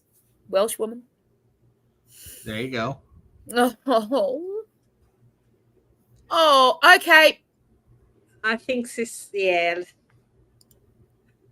Standing ovation. And actually, for you, previous comment to that. Yes, please come back, Myrwen. That's the original spelling of my name. My father changed the E to a Y to make it different. Oh, There you go. Fun facts. Awesome. Why did he All change right. it? Well, if you guys want me to come back next week, I would be absolutely honored. Yeah, we'd be happy to have you. Okay. Done. And then that way I can have more energy. I'm just dragging tonight for some reason. I'm even having a little. It must have been. I think it was. I didn't sleep very much at all last night. So I'm like, oh man, I'd hate to tell a flat, funny story. There's nothing worse than a flat, funny story. Let's see. There you go. Oh wow. So it's not just me. Not just me. What I've found before starting Carnivore vocally from a singing perspective was that the voice sounded scratchy, like a scratchy record. And what it's done over 5 months is it's actually rounded and made that tone like it kind of close to what it used to be, sort of round, warm tone as opposed to scratchy. Can you give that example one more time? I'm not sure. All right. I'll give you this one. You're welcome. He's going to soundboard that. I know it. We're going to put it on a button. Okay, so you own me now, right? Okay, I get it. And watch out, because Myron's fantastic with the AI. So the AI images, you better watch out. Oh no! Oh no!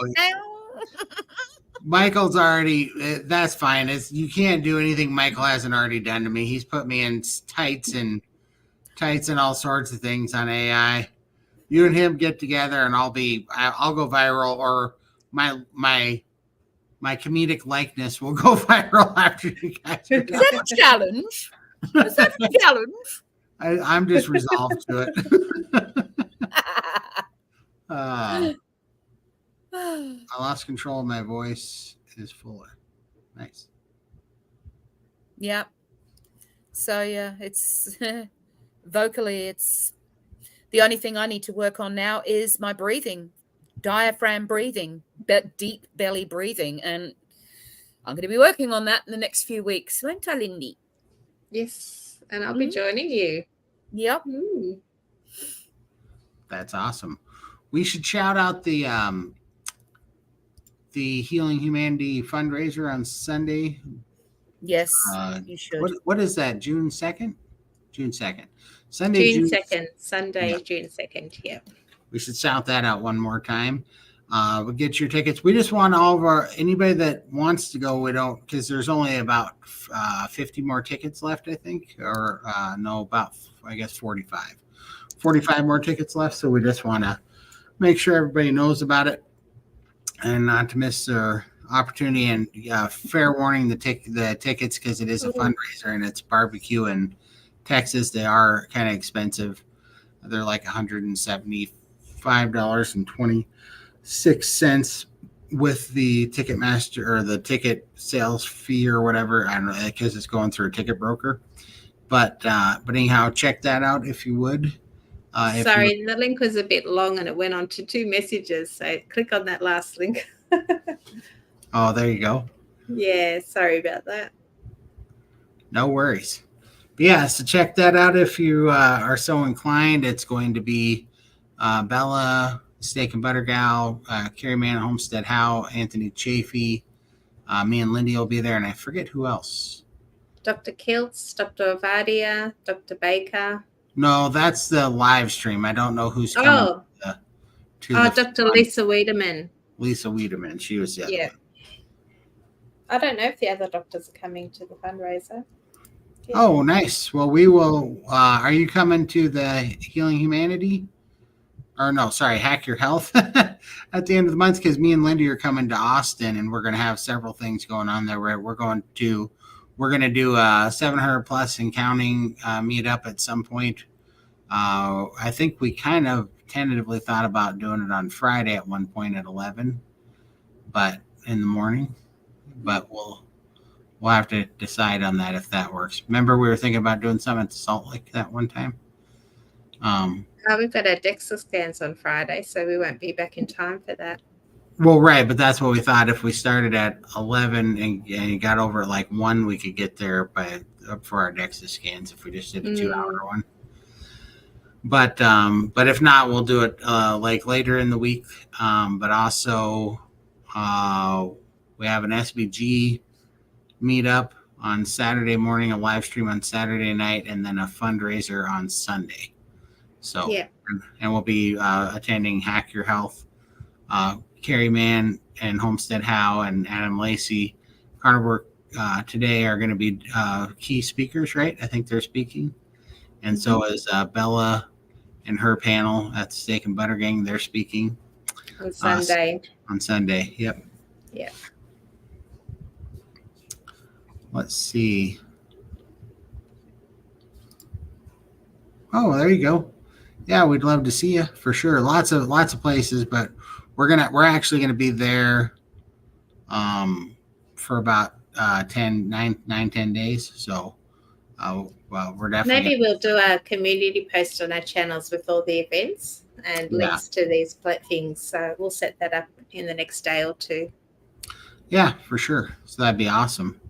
Yeah, we wanted to give that a shout out. And then the live stream. The live stream is going to be really fun. We're going to do a live stream event, so stay tuned for that. It'll be Baker, Chafee, Kiltz, Bella. No Freedom. Yep, Dante Freedom, Freedom. Bella, Steak and Butter Gal, Carrie Mann, Homestead Howe, Adam Lacey at Carnivore today, Limitless Lindy, and myself on the live stream eating dinner together. So that's nice. Awesome. And so definitely look forward to that. We're going to be doing our show from Austin. Me and Lindy will actually be live together in Austin doing our 700 plus counting down. Even if it's at the fundraiser, we'll be fundraising it up while we do our show or vice versa. And it's going to be a good time. So, and then, some other things, I guess, coming up too. But we'll try to put the itinerary together. We want to make sure you guys know that because it's coming quickly. We're down to like 10 days or something before we're there. It's coming up quick. Yep. Almost out of double digits. Yeah, I'm very nervous. Yeah. Let's see. Am I missing anything? Yeah, that'd be a good time. What if you eat small meals to have smaller amount of protein each time would make it difficult to intermittent fast? So, yeah, that I think is absolutely key is to eat. Find out what your limit is, and then you'll find that you'll need less protein if you're having a little bit more fat. And then it also depends on if you you still need a sufficient amount of fat no matter what. Because your body requires a certain amount of fuel too. But absolutely, definitely breaking it up into more meals a day helps with the protein to keep from having a gluconeogenesis issue.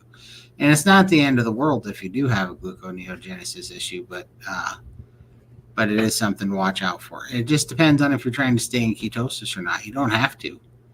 You don't have to at all. You know, in fact, it's kind of better that you don't if you want to eat more, because when you have a gluconeogenesis, you're not going to be satiated, right? Yeah. Because you're not satiated. So if you're a person that's having a hard time priming, or if you're a person that's just doesn't have much of an appetite, or you're having problems getting your nutrients in, then that's not the end of the world for you. That's awesome.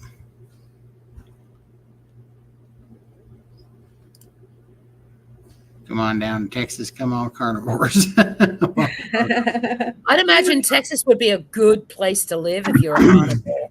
I'm just saying.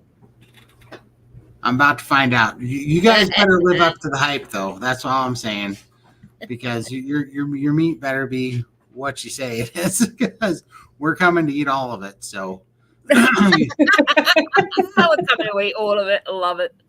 we are. We're trying to run the Fogo de Chao out of meat, I think. But man, they might live to make a. Well, they're not going to make a profit, but they might live to not go bankrupt that day, because we're going to have a live stream with a dinner that night, and so I can't. I'm so upset about that too, because I really wanted to set the empty plate record at Fogo de Chao. I wanted to try to fill up 10 or 20 of them, and now I can't do all the work there, because I got to save some for the dinner that night, because I got to eat twice that day. We'll just have to go back later in the week.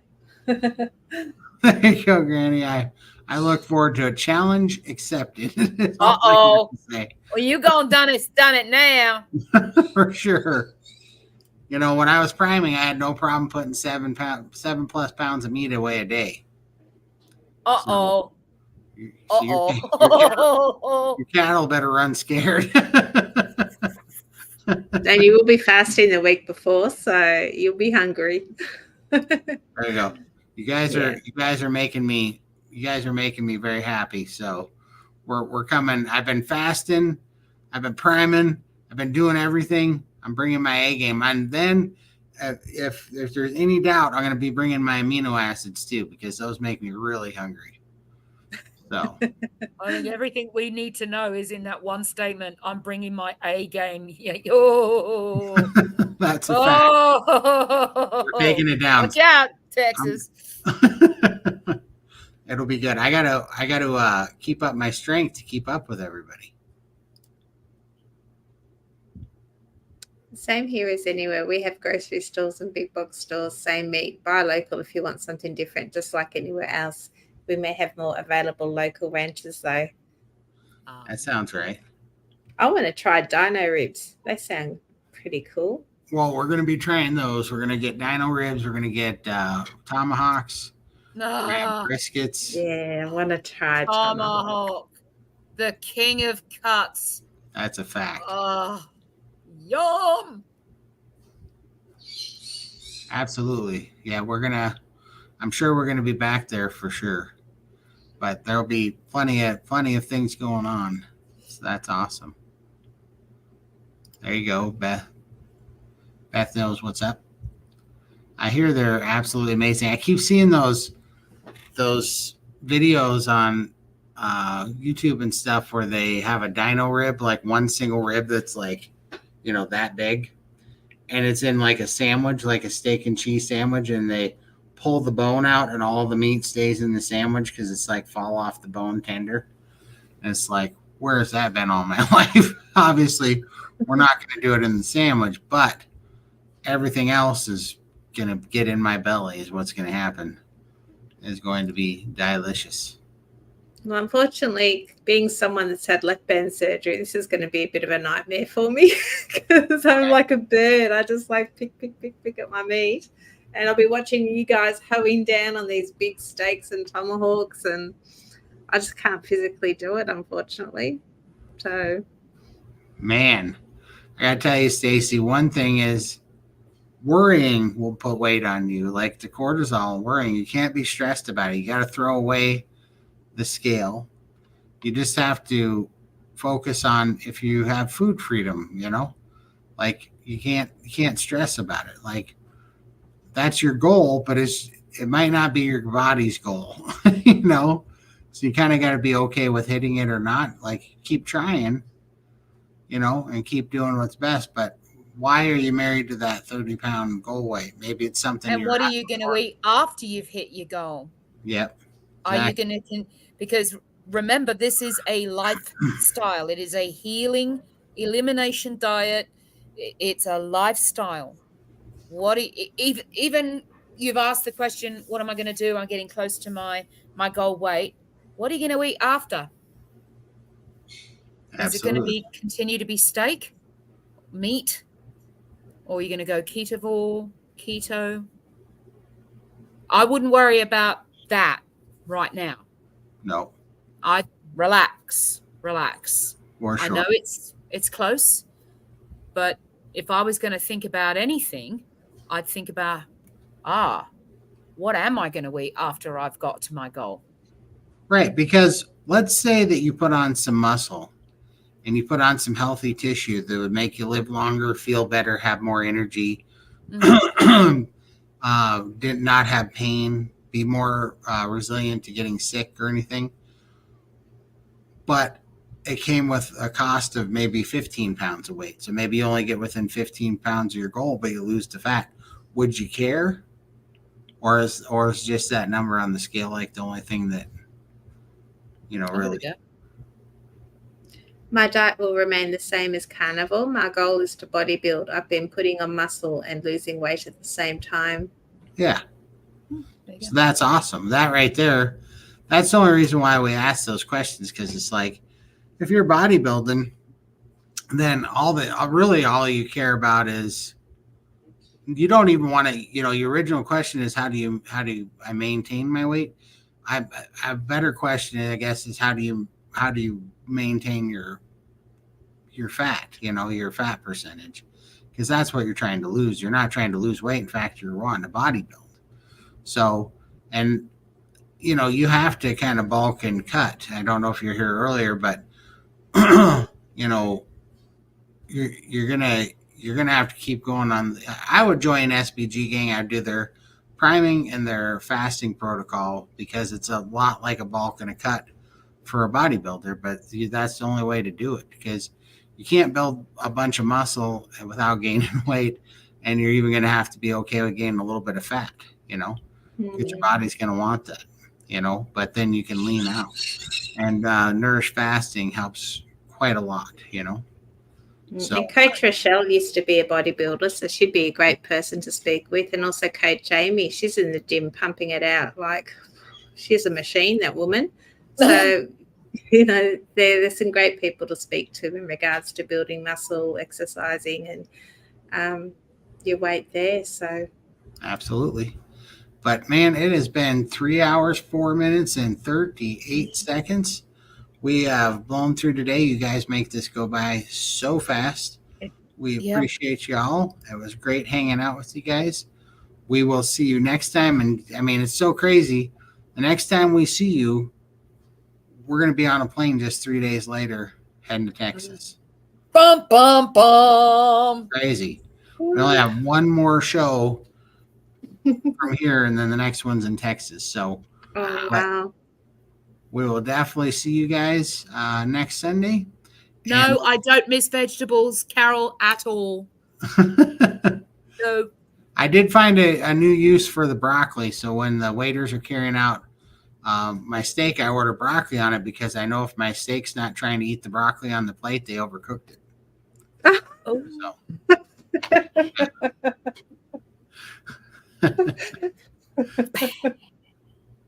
We will see you guys next Sunday. We appreciate you hanging out with us. Love you all. And Thank you. Mwah. Mwah. Bye-bye.